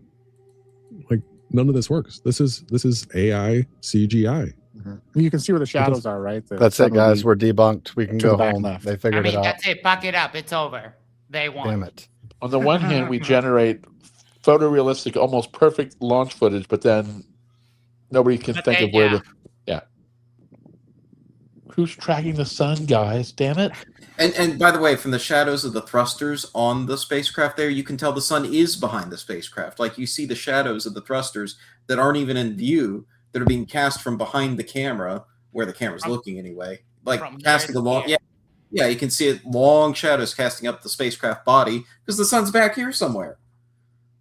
Who would have thunk it? Let's see if their site will reload. No, it's down. They took it down. It's the main one I wanted to use right there. You got a bunch of models that you could still reference. Yeah, just think, everybody, for a second, to have a full disk of Earth lit up right here, the sun would have to be behind us in the shot right now, making this the lit side of the moon. And so the whole scene falls apart. Can't. No, it doesn't. Why Are these guys flat earthers? Yeah. Okay, so isn't the fucking whole problem with the globe? I mean, the whole premise of this is all bullshit, then, isn't it? Yes, it would have to be. Although he did say disk of the Earth. Yes. Can't be real. They weren't there during that time period if you look at the model. But look at the color of the moon, the way the moon's lit. Look at the just ridiculousness. Now it's smooth, the moon. It's like a... This is supposed to be the backside right here. Yeah. At night. Nobody's ever... Yeah. No, wait. My God, they think the backside's always the night side. That's like so fundamentally wrong. That's just basic, I don't understand moon phases wrong. I mean, that's why they call it the dark side of the moon, because it never gets light, right? That's what they think. That's seriously what they think. Nobody's ever seen it, right? The moon must be in no moon on Earth. None of the modeling matches. It doesn't. It's purposely put out incorrectly. That's a flat earther. That doesn't look real. I'm sorry, everybody. That's not real. This is one of the highest quality images ever released of the moon. I mean, you can take that almost from Earth. Taken from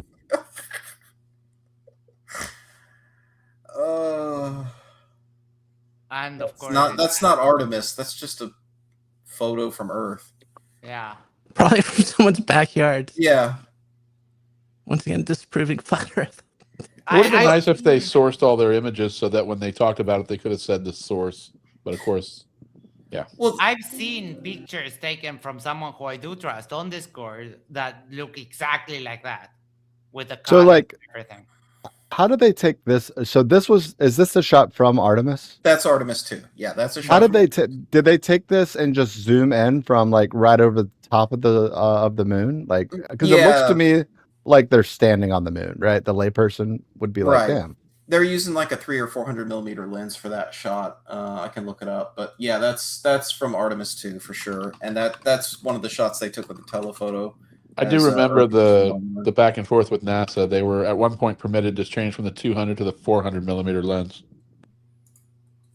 Nice. All right, so this is some of those same images. How do you have a lit up moon here, dark Earth over here, no stars in the sky? The lighting doesn't match at all. It would be consistent on the two surfaces. So I got the axis zoom. over here. It's a 400 millimeter lens on that shot. One sec. There we go. So there's that photo. And if we look down here, yep, focal length 400 millimeters. Do you mind sharing the link for everyone to the to this thing that you're looking at? Yeah. Seems like a very handy link to keep around. For all the people in America using the imperial system, 400 millimeters is like 27 feet, I think. No. That's sarcasm. Please. Oh. I am saving this link because I've been liberating so many flirtiers with all of this. It's been quite amazing. One of these two guys is going to end up looking just like JJ in like 40 years. It'll be interesting to track. Let me go back here. Someone needs to do a Flurf timeline. I know, Icy Spin, you've got tons of time on your hand. I'd love to see like a 10-year lapse of these guys. Well, that would be interesting. Yeah. Especially the hair products, have they stayed consistent? Have the moon here. I removed that. Look at the amount of curvature that you have. Like just looking out, you can see the sides of the moon. No. No. Uh-oh. Okay, I guess that settles it. Yeah, no. That's a flat earther. The moon is flat also, guys. Yeah, my degree in flatology tells me. It's also inside the firmament. We're somehow outside the firmament here. Yes. That is the strongest rebuttal I have ever seen. No. What else do we have in this? That's the eclipse moment. Right? The eclipse moment, except you're like right next to the moon, and then the sun's super far away. It should be a half a degree in the sky. So this would just absolutely overwhelm everything. But they tried to make it out like it was coronas jumping out of the edge and the moon glow or whatever they call lofted dot. The little dot. This one right here is Venus, right? The one where my cursor is at. This one. We also saw Venus tonight disappear over the trees. Nice. Celestial theodolite, anyone? Yeah. This should have been a 2-minute video. The Earth is flat. None of this is real. All of this is fake and gay, and we'll see you on the next stream. Yes. Other stuff they made up. Oh, look at that. That is. They did. They had the lofted dust. What's this? It's like you started a game All right, and how like about this everyone one? else had God mode, and you were left with the knife, like in Counter-Strike, and that's all you got. Like that, they're so restricted by all of this evidence that they only have one move, and it's like stab, right? It's like just call it. Are they not talking? Like, that's all they can do. No, you can't hear me, Jack. I bet. Oh, that's my guess. Yeah. Can you hear me, Jack? Yeah, I'll do my thing. He has to rejoin. It's the chirp. The the interference stars from back, the chirp frequency throws off his yeah. It's a conspiracy. This is a gorgeous shot. The Milky Way, you can see. You just have the halo where the moon is the exact same size as the sun. Yeah, though that's you're supposed some to be right sort of next to it. simulation. What? That's not a real photo. What is? Sorry, what is this called? Oh, did they not show what the title of the video is they're playing here off YouTube? I don't think so. I don't think darn they it. show that. Okay, it's from space. But it says Space Artemis 2. No. But they don't show it full screen, so they don't What show else? it. On the open, as the sir mostly saw, if you ever tuned in to the Artemis live feed, was images like this. Right? There was just always constant sun glare, or they weren't turned looking at anything, and it was all glitchy. 480p or whatever, right? Yeah, absolutely glitched. Imagine that glitching from quality. 750,000 miles away. Yeah, there was a flat earther saying the other day, like, because there was right after the takeoff on the first part of the orbit when they were in the daylight, the sun was like right there, and you got the same effect with kind of the glitches in the middle and so on. And the guy was losing his shit, like, why didn't they expose it correctly? It's like, dude, relax. It's just. This is interesting to show, though. Do they really believe that the Earth is flat inside a firmament? Because the idea that they're spending this much time trying to debunk the stuff that they don't believe theoretically exists in the first place is interesting. None of them should care about any of this. It's all fake to them. That's a good point. Yeah. The pre-selected conclusion is that it's fake, and then we work our way backwards.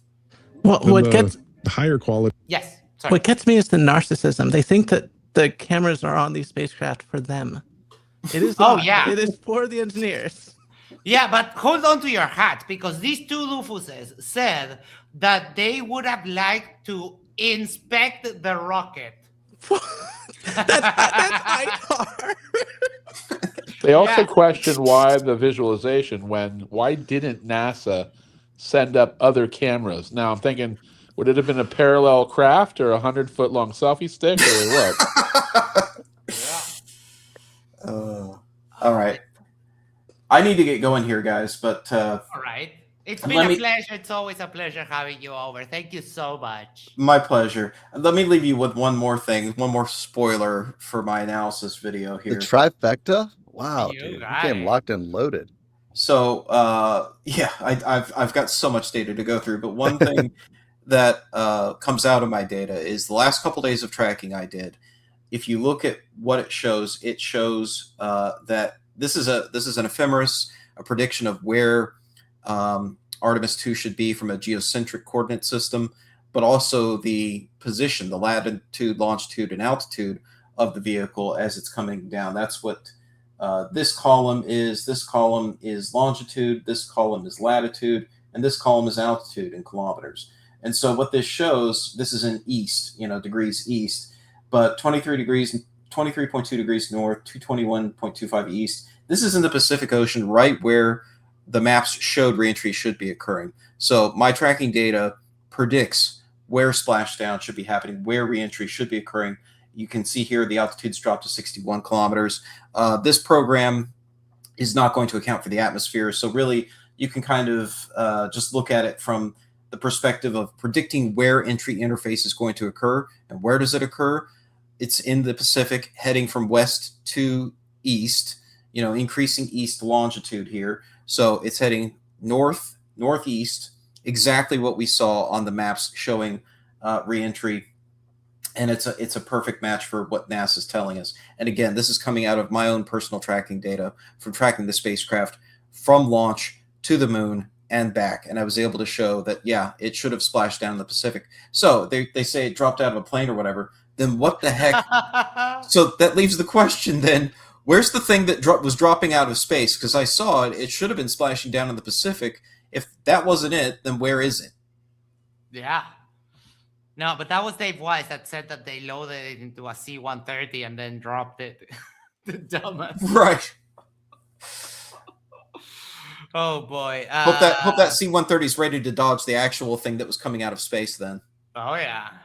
Paint Slayer says, thanks Astronomy Live for time and data. Probing Time says the same. And everyone, let's give a quick round of applause to Astronomy Live. That was amazing. Thank you so much. Thank you. All right. Have a good one. And stay tuned for my video breaking all this down. Thank you. Yes, if Later, someone dude. could drop, if you're not subscribed to Astronomy Live, like what the fuck are you doing? Seriously. Yeah, I got Someone it. please drop the link over there. All right. In the That Foundry. last minute made me feel especially dumb. Oh no, not there. I was going to say I didn't have my own personal tracking data to compare it to. Right? Yes. All right, let's go back to the derplings. Quality footage you would get was this. Visualizations, right? Visualization. In 2026, they don't have a selfie stick, or they do. We'll get to that. Oh, for fuck's sake! Oh, no. fuck, you said it out loud. I will Jesus. give you 50 dings for that. So let's go. Let's open the window and throw out a selfie stick. The Artemis crew was killed today as they attempted to open a window and stick a selfie stick. This is too good. They can't be real. Like seriously.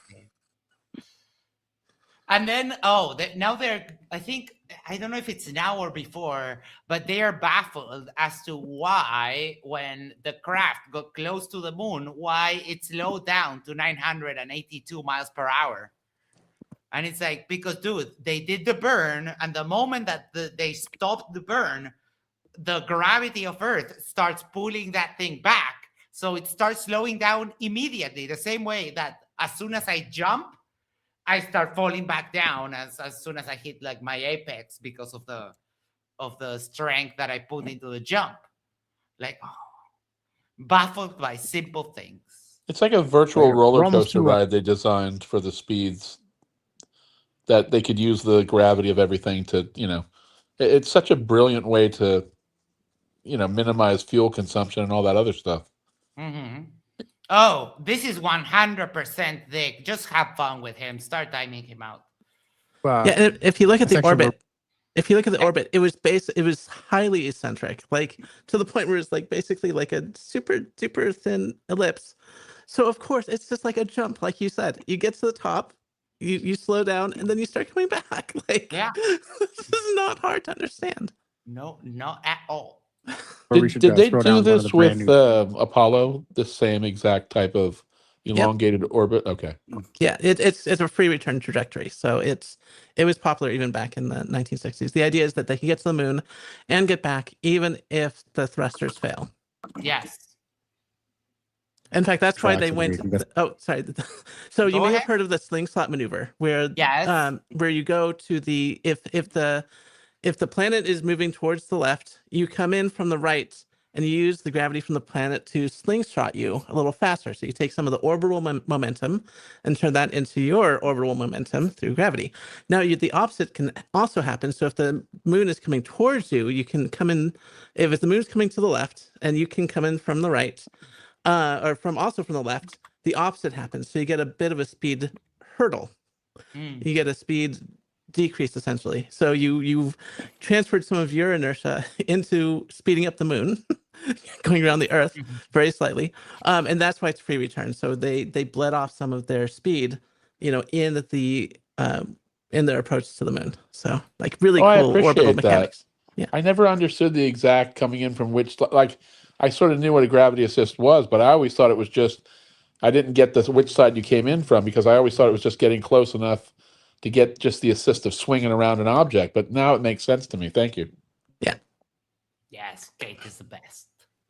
And Astronomy Live, they're both way up there. That's some great news. Including that intro. If everybody hasn't heard it, Jason's got that uploaded on his channel, The Awake Souls.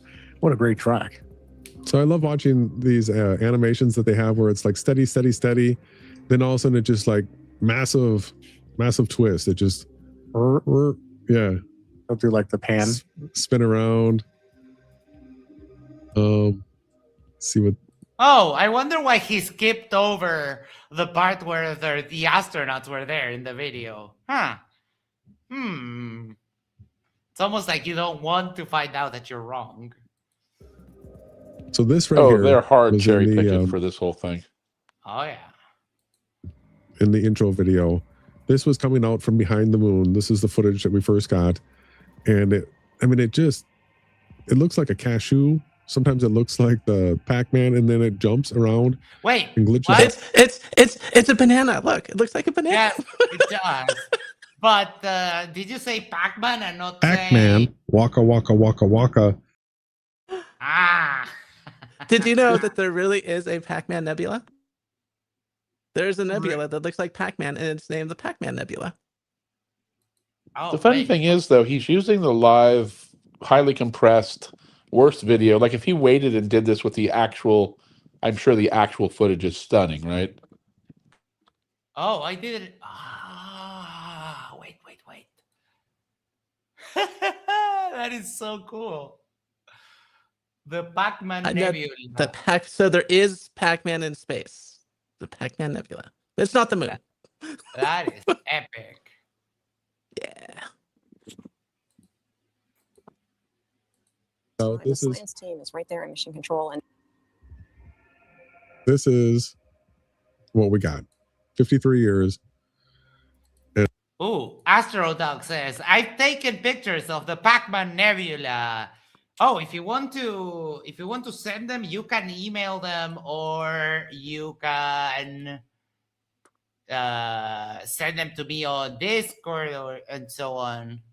Ooh, wait, hold on, because I have some stuff that I forgot that I got sent. This is from Australia, and it's the communications network that they were using to talk to Artemis. So give me a sec here. I just caught your name, Icy Smoke Alarms. I may have had help with that. So this is the Deep Space Network live tracking schedule. Very nice. And oh, that's a puppy. With that, you get Japanese porn uncensored. Yes, before they even put in the censorship, you get it with this. Thank you so much, Mr. E-Man. I'm sorry I shared it late because I just remembered that you sent me this.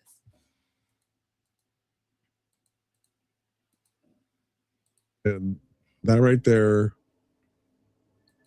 that's your proof that we live on a spinning space ball, right? I'll type in my email for you here. That's why we went to the moon, to prove to flat earthers that we're spinning on a space ball. MX660. I love the fact that he at least mentioned that, because everything they've talked about for the past several hours has been, from their point of view, impossible and pointless. I love that the chirps emphasize what you speak of. Yeah, they're timed precision. Yes, that is absolute precision. You won't have to put up with it much longer. A couple more months and I'm out of here for good.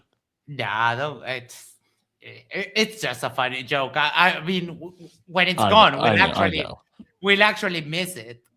I may actually bring on some wave sounds or some MP3 sounds just to keep it going. Just to play them, like you put it on your phone and you trigger them. As soon as I said wave, I realized I dated myself, so I apologize. Oh, so Pat's Bon Braun is in the chat. Hello, and he's complaining that his dish is only 12.8 meters, which makes me so sad. I have a 1.6 meter dish. It's not all about size, guys. It is, but it is all about size. It really is. The bigger in the this dish. case, it is. Yes. And she lied, man. It's just insane. Like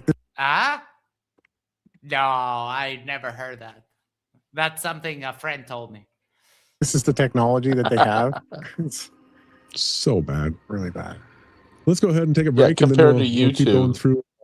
Oh yeah. Compared to you two troglodytes. Yeah, streaming from tens of thousands of kilometers away. Live from mommy's basement. Yes. I mean, yeah, that's nothing compared to what we have. We have N Wi-Fi, 802.11n Wi-Fi. Okay. Oh, Jerry Tootie says, I'm looking forward to the alien invasion. Oh. This garbage that NASA released. See you after the break, everybody. Oh no. Oh, they take breaks? What, a Hot Pocket break?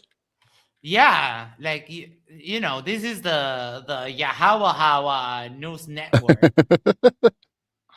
Yahawa News Network. Can you imagine these two in 10 years from now? I mean, it's going to be just They'll so be doing pathetically this. sad. They're playing Anchor, and if you check here, they are the 4 horsemen of their apocalypse. Like what? I mean, where are they going in life? Like what? Yeah, that's what I was saying earlier. They're going toward extended virginity and probably ending up like JJ. Okay. Yes. I just cannot get enough of this NASA footage. That's you? This just the glitching the box, the way that it's 2026, everybody. Oh, it's so bad. Say you don't understand what a discrete cosine transform is without telling me you don't understand what a discrete cosine transform is. Damn, that is savage. You know, and if you watch the counts on these things and you actually check to see if it would work out, no, not even close. So he's done orbital. That's amazing to me. He's done orbital mechanics and calculated the trajectories. Sweet. Explain. Hold on. I'm sad that my other joystick is not here, but I'm pressing X to doubt. Did anybody else question the numbers that would go up and down? Did anybody else? It made perfect sense, even to the layman. Yeah. Miles per hour here. And then you see how many miles are ticking off. They have all of this completely out of sync. How would you even know that it's completely out of sync? This is where I would expect to see his spreadsheet come out. Yeah, or like the data, like Astronomy Live It's had just- and so on. It's just a brain fart. He's just streaming his consciousness of derp. Oh, we got pickies. We got pickies. Perfect. Let me download it. Oh.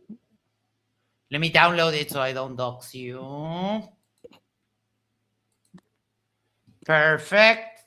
If I remove that, can I add image file? Yeah. Oh, dude, this is freaking gorgeous. Damn, that looks Yeah, that is a really good picture of Pac-Man Nebula. Good job. Oh, sorry, I'm not on camera. Good job. Thank you so much for sharing with us. This is absolutely epic. Yeah, and you can see the region. So on the outside where it's really red is hydrogen. On the inside where it's sort of whitish and bluish, that's a lot of oxygen. And so I love how it shows the contrast there within this nebula. So here's how you play this, Kate. The next time that you go on Mikey, which will inevitably happen before 2027-ish, right? You hit him with a couple of lights around the pole that Mikey likes to show. And then you snap this bad boy up and watch him fall face first into his keyboard and rip everything off the walls behind him. It will be epic. I have stuff planned to share with Mikey, hopefully ones that won't get him too upset. I don't want to intentionally get him upset, but he just tends to do it anyway. I do have stuff lined up. Unfortunately, I've been so busy at work. But I do have stuff we can look through right now if you want. That would give yeah, feel free. Yeah, I will share my screen. Ready. Let's see. Not local storage. Hold on. I'm not personally convinced Mikey will be around in 2027. I think he will be. I don't think he's. Look at his trajectory over the past even 6 months. Look at the stuff he was saying a year ago, 6 months ago, and now he's turned into he's like a monster. He's a completely different person. He's cocky. He just everything about him. He's gonna mentally break down before a year from now. Well, he's been giving himself consistent overdoses of vitamin B, and that. As soon as I saw that, I did a little bit of searching, and that. Ingesting borax isn't helpful either. True, but the vitamin B produces peripheral neuropathy. So when Mikey says that he doesn't feel his feet, I think we know why.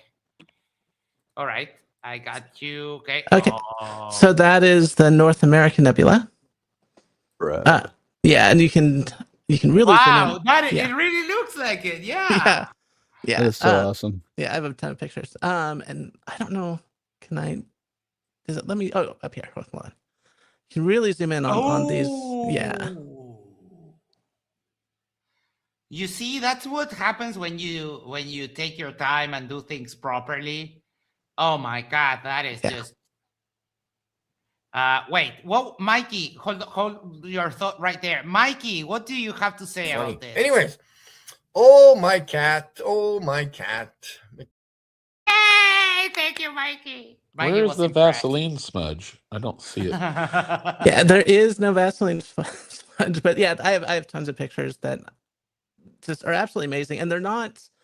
It's not super expensive to get these images. You just have to understand what you're doing, right? And the first time I talked to Mikey, I told him, like, you're it's good. You're getting outside. You're taking pictures. That's great. The next step is to understand your equipment, right? And he got so mad, and he threw up a picture of a cow farting or something and left, and was so upset. And this is like photography 101. Like, this is what every photographer tells every other photographer: learn your equipment. Like, well, didn't he kick you out when you mentioned the expensive binoculars that one time? Yeah, and then the next time, so because now he talks about how expensive these new ones he's getting are. I will say the new ones he's getting are super ridiculous. So I think he said they were like 45 by 110s, which I've never seen well, I wouldn't say never, but that is you can't hold those. You have to mount those. Those are just dual telescopes. I think they're the same ones that his Israeli friend has. Yeah, so those are over $1,000. I'm assuming 45 by. He said like 1,400, I think. Yeah, those are ridiculous binoculars. I have used larger ones as mentioned in Mikey's stream. I don't know the specs on them off the top of my head, but it just gets ridiculous at a certain point. And they're not really binoculars anymore. And what Mikey doesn't understand is that the image train is what he's trying to do is too complex. Yeah. And Sam pointed this out. Sam's like, yeah, one day I want to get an astrophotography camera, take out the eyepiece, throw in the astrophotography camera, and just use the objective lens to take pictures. And yeah, that's what you do, right? Right. But Mikey does not understand that. He does not understand that the sensor on his phone is like this big, and it's going through 2 image trains to get there. Yeah. And one of the image trains is not designed, to be interfaced with the other. So it's absolutely ridiculous. And so, of course, it's just not going to... Oh, your cat's on your lap, and it's not killing you. That's nice. Not yet, anyway, it's not. Yeah. So hopefully, what I really want to do is I want to get Mikey to the point where he wants to come out and observe for himself some of the stuff. Because right now, he does not... I thought you were going to stop at you want him to come out. Well, no, I mean, his personal life is his business. I don't want to. Yeah, no one. Really I do know a few major flirts who are in the closet. Don't ask me how I know. But and I'm not going to out them because it's their business, right? Oh yeah, no. Anyway, 100%. I'm not sorry. I was just thinking it would be funny if I did. But so. Yeah, what was I saying? So what I want to do is have Mikey to the point where he's willing to engage with other amateur astronomers. I know he doesn't want to go to NASA. He doesn't trust institutions, right? But there's an entire community of people doing exactly what Mikey does for fun. But he's been to observatories when the people were out hanging out with telescopes, and he was like, "No, I saw through the telescope and I didn't like it." It's all just pre-selected conclusion. Let me welcome over there TTF. Hello. Hello. Deep Space Communication Center. I'm sorry? Are you there? Come again. Yeah. Mystery Man. Oh, what's up, Mystery Man? Glad you're enjoying my photos of Canberra Deep Communication Center. Astrocat is absolutely right. There's a whole bunch of people out there who do astrophotography for fun. Other astronomers that have discovered more supernovae than professional astronomers. The actual astronomy community relies on the work of amateurs to help. Well, we had Astronomy Live on. He discovered a comet. That is pretty baller. It is more footage, and So I want to point out, Mystery Man, you said doo-doo, which I appreciate.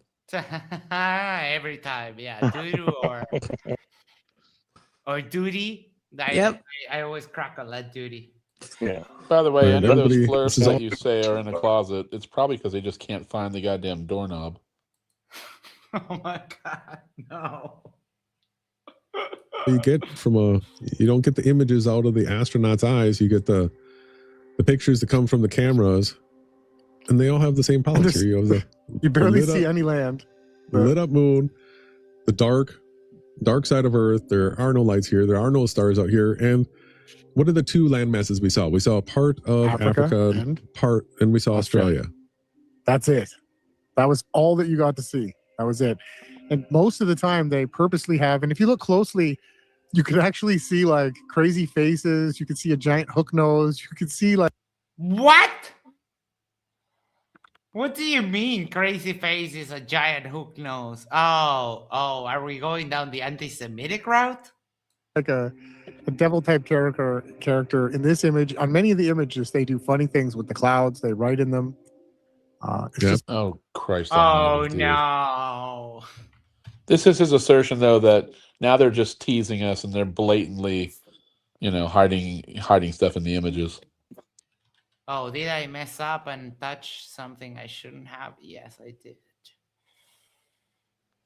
We were around here. They came back from the break. There we go. Out here. And what are the two land masses we saw? We saw you could actually see like crazy faces. You could see a giant hook nose. You could see like a devil type character in this image. On many of the images, they do funny things with the clouds. They write in them.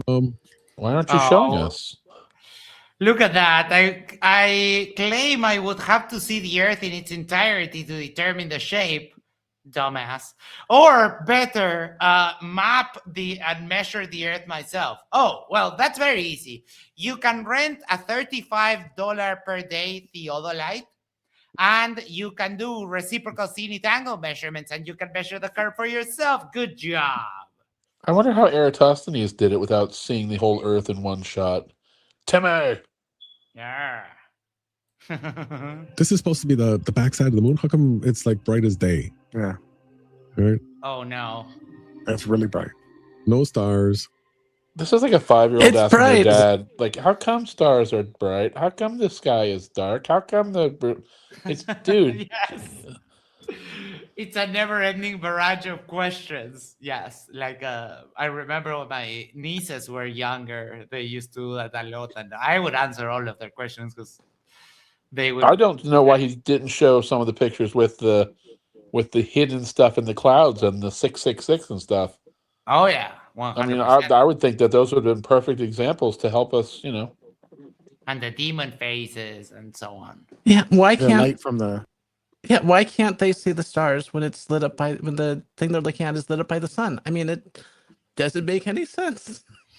I wonder. capsule is illuminating the moon here. Now, see, here we get an image. Lit up side of the moon, dark side of the moon. Pitch black. Can't see a single thing. So as soon as the capsule would go around the back side of the moon, what would you see? Black. Darkness. Black. Absolute blackness. It's all about exposure, Look at this. Flurf. Oh, we went to look at the backside of the moon. Well, What if they took a giant spotlight so they can they can illuminate the moon? Well, they could use the artificial sun they use here in Right, Antarctica. the Chinese artificial sun, yeah. There was an XKCD about this. Like, how many lasers would it take to light up the moon? And the answer is you would blow up the moon. Lighting up the moon with lasers. Oh, Pamela Thrasher says, I don't see any zillion satellites up there. Oh. I will tell you what, I've worked on many satellites. I still work on satellites. Many of the satellites up there I've helped build myself. They are there. Definitely there. Definitely I've seen the Starlink constellation, and every once in a while you will see one kind of zooming by. But again, these are the flat earthers that don't believe in satellites and then pontificated why the rocket didn't hit satellites on the launch. Yeah. Pick a side, Easy, bro. Pick a right? side. You probably saw the same thing you see if you step outside right now and it's nighttime. It's dark. Oh, it's lit.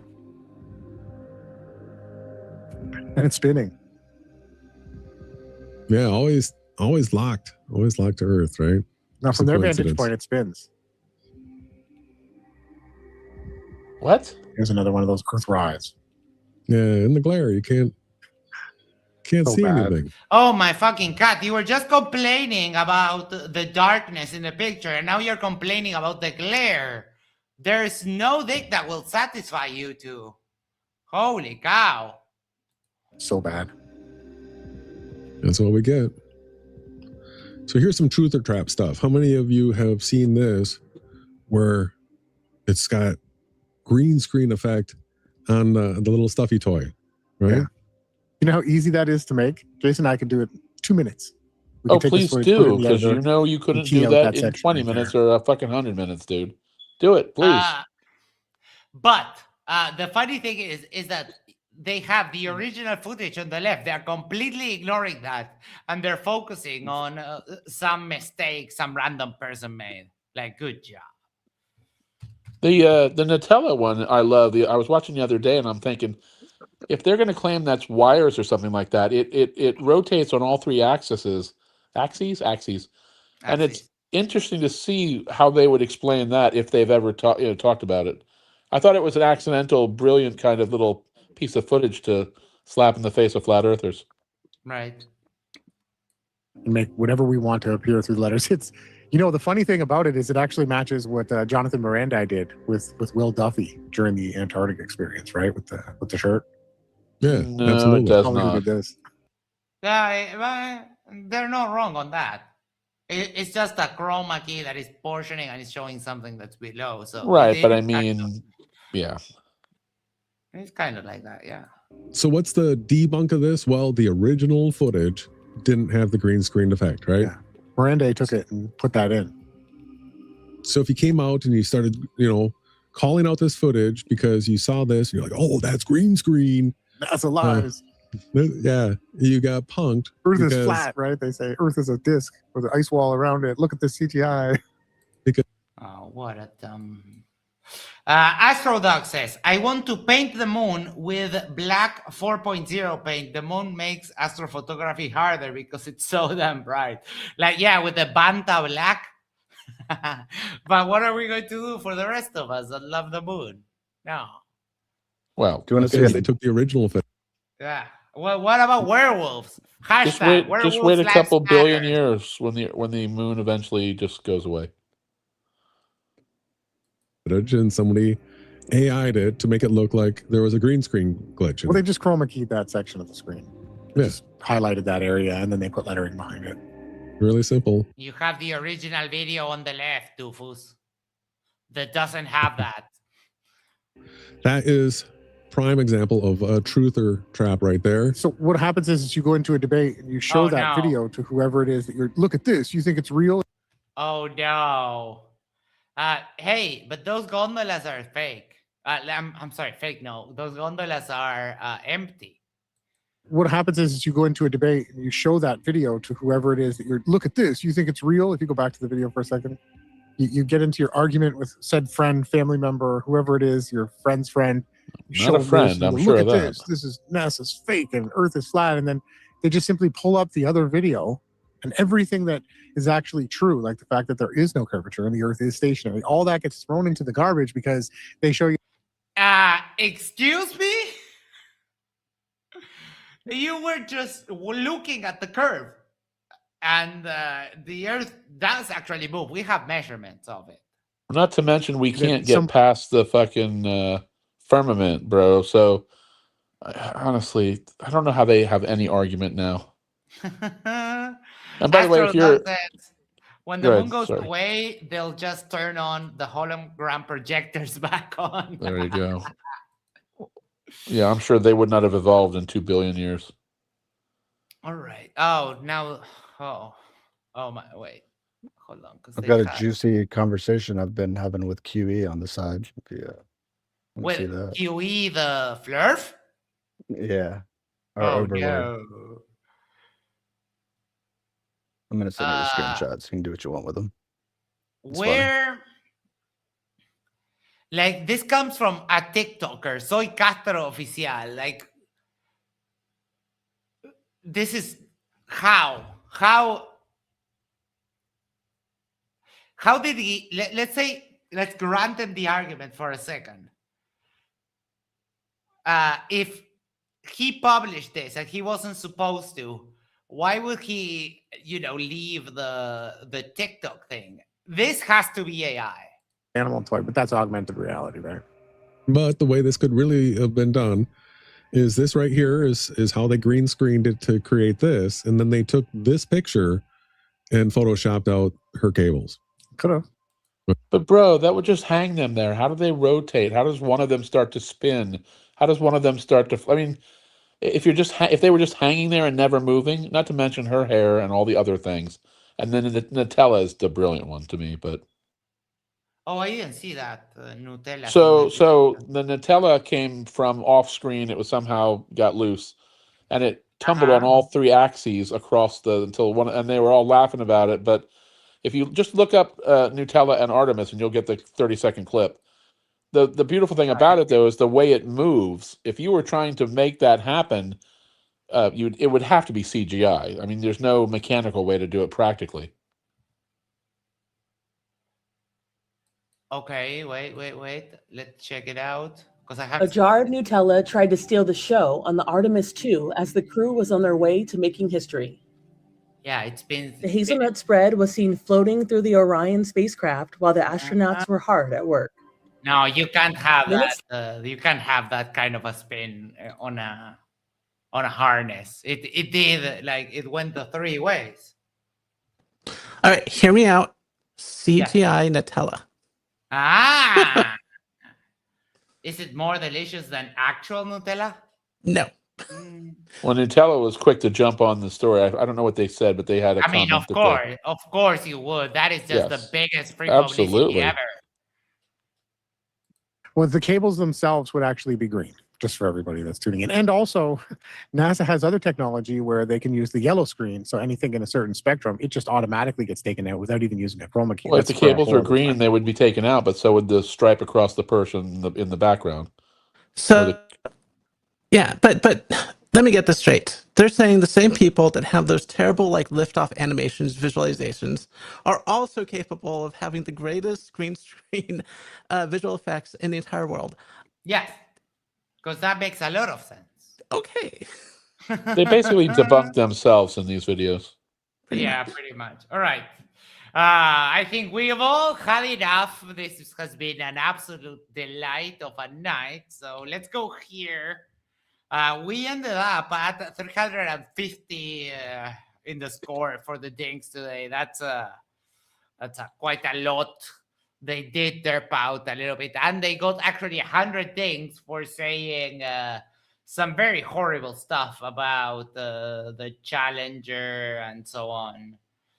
And the Columbia, I think it was, that they mentioned, like, the tragedies.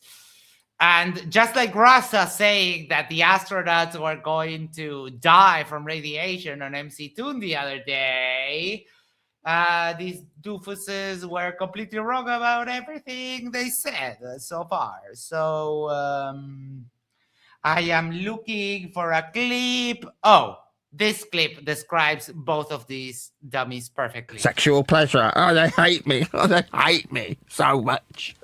Sad. That is disturbing and so good at the same time. I can't help it. All right. Final thoughts. Who would like to start? Kate, let's start with you, ladies, first. Do. Oh my God. I love you so much. Thank you for joining us, Kate. It's always a pleasure to have you on. Mr. Jack Fetter. I don't know who these guys are. I really haven't seen them before. And it staggers my mind to think that they've been doing this for 9 years. And this is the level that they're at. After 9 years, I would expect some level of competence in their dirt, but it's just a stream of consciousness of bullshit. I will say real quickly, though, the Rasa thing, what I thought came out the other night about Rasa that was so great was he is the Chinese source for Bart Cybrell. I did not know that he was going to admit to that, but that basically also debunks that jackass moon denier, the NASA denier, the moon launch denier, all in one shot. So these guys this was disappointing tonight. It's just like watching two toddlers talk about things that they don't understand. Indeed. All right. Thank you so much, Jack. I did get the impression that when I heard that nonsense from Bart, that he was actually speaking to Rasa, but then I lost it and I forgot. And then turns out that, that is just wild. Mr. IC smoke alarms. No, but real quick before, sorry to interrupt, he also admitted he is not a scientist or a rocket engineer.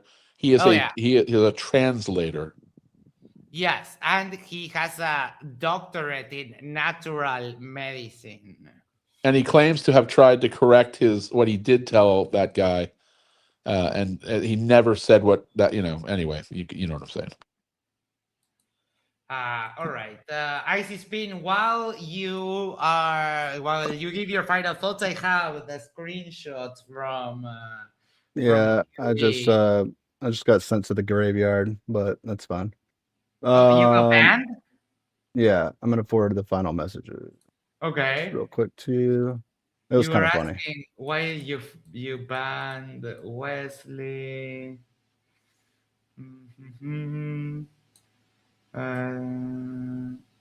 He calls people son. Oh, the drunk He card. does. In case you don't know, QE is a freaking alcoholic. Just FYI. Oh, Coco is there. Yeah. She's she's always there cheering, but not much more. Unfortunately. She cheers against me for she doesn't reasons like I won't get into. I didn't know that. Yeah, I'll hold my tongue. That's fine. She's in the meantime, these guys, the Wake Souls, they're clowns, they're stupid. They know they're stupid.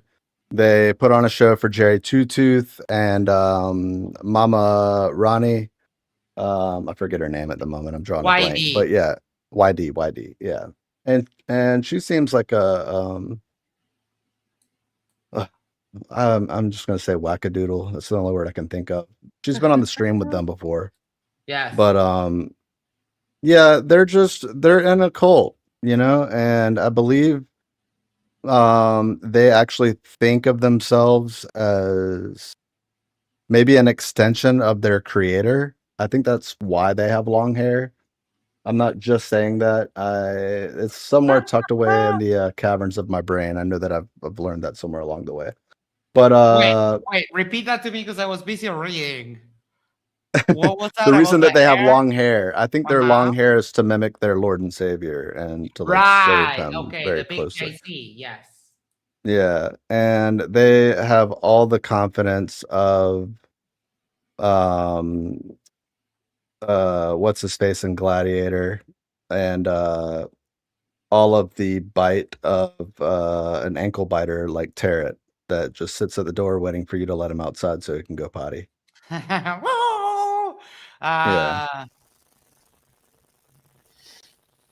Yeah, Tarot's done. Tarot's.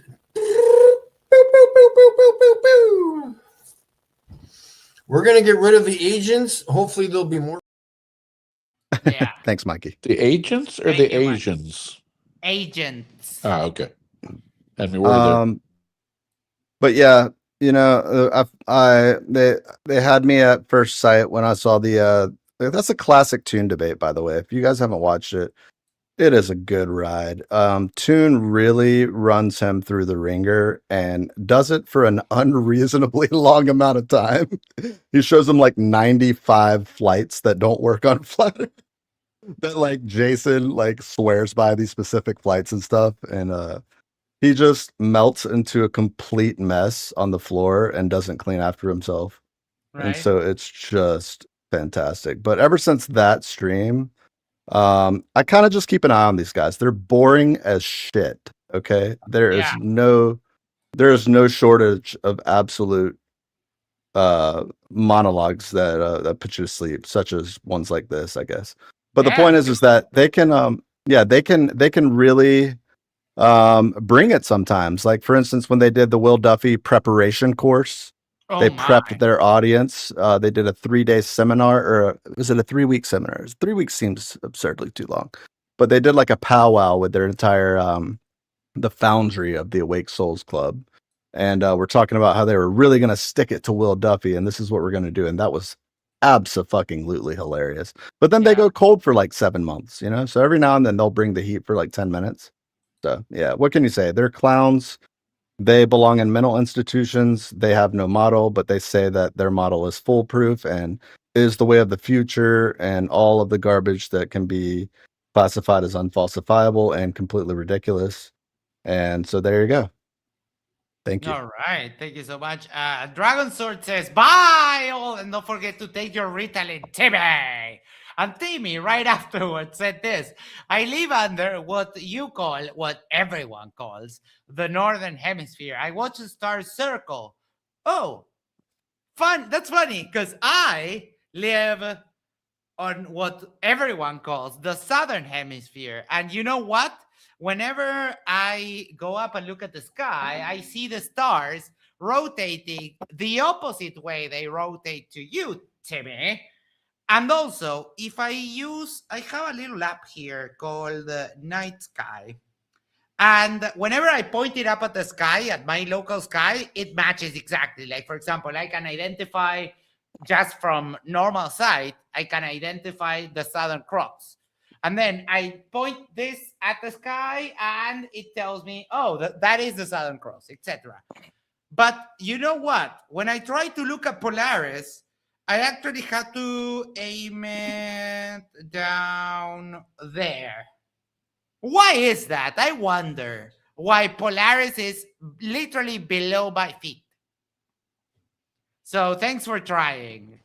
So it's it's tides, and tides absolutely destroys flat Earth. You cannot have tides and not have the globe, because you will notice that if you have a small body of water or even a large body of water like a large lake, you don't have tides. You only have tides if you're like me and you're on the coast of an ocean. Right?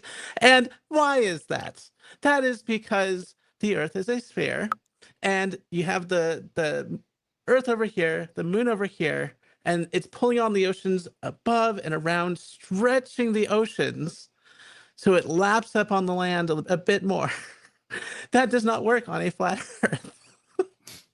And there's no explanation for the tides any flat earther could give that would make any sense whatsoever.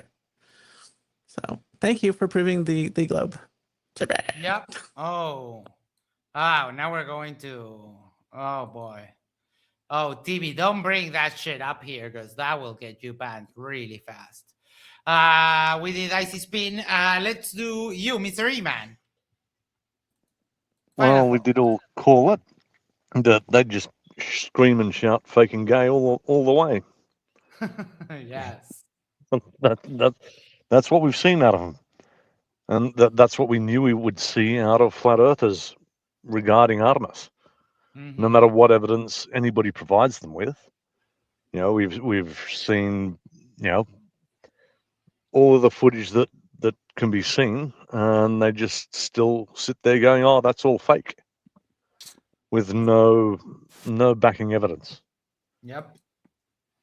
Thank you so much for those gorgeous images of those antennas. All right, Isa, I don't think you're here, right?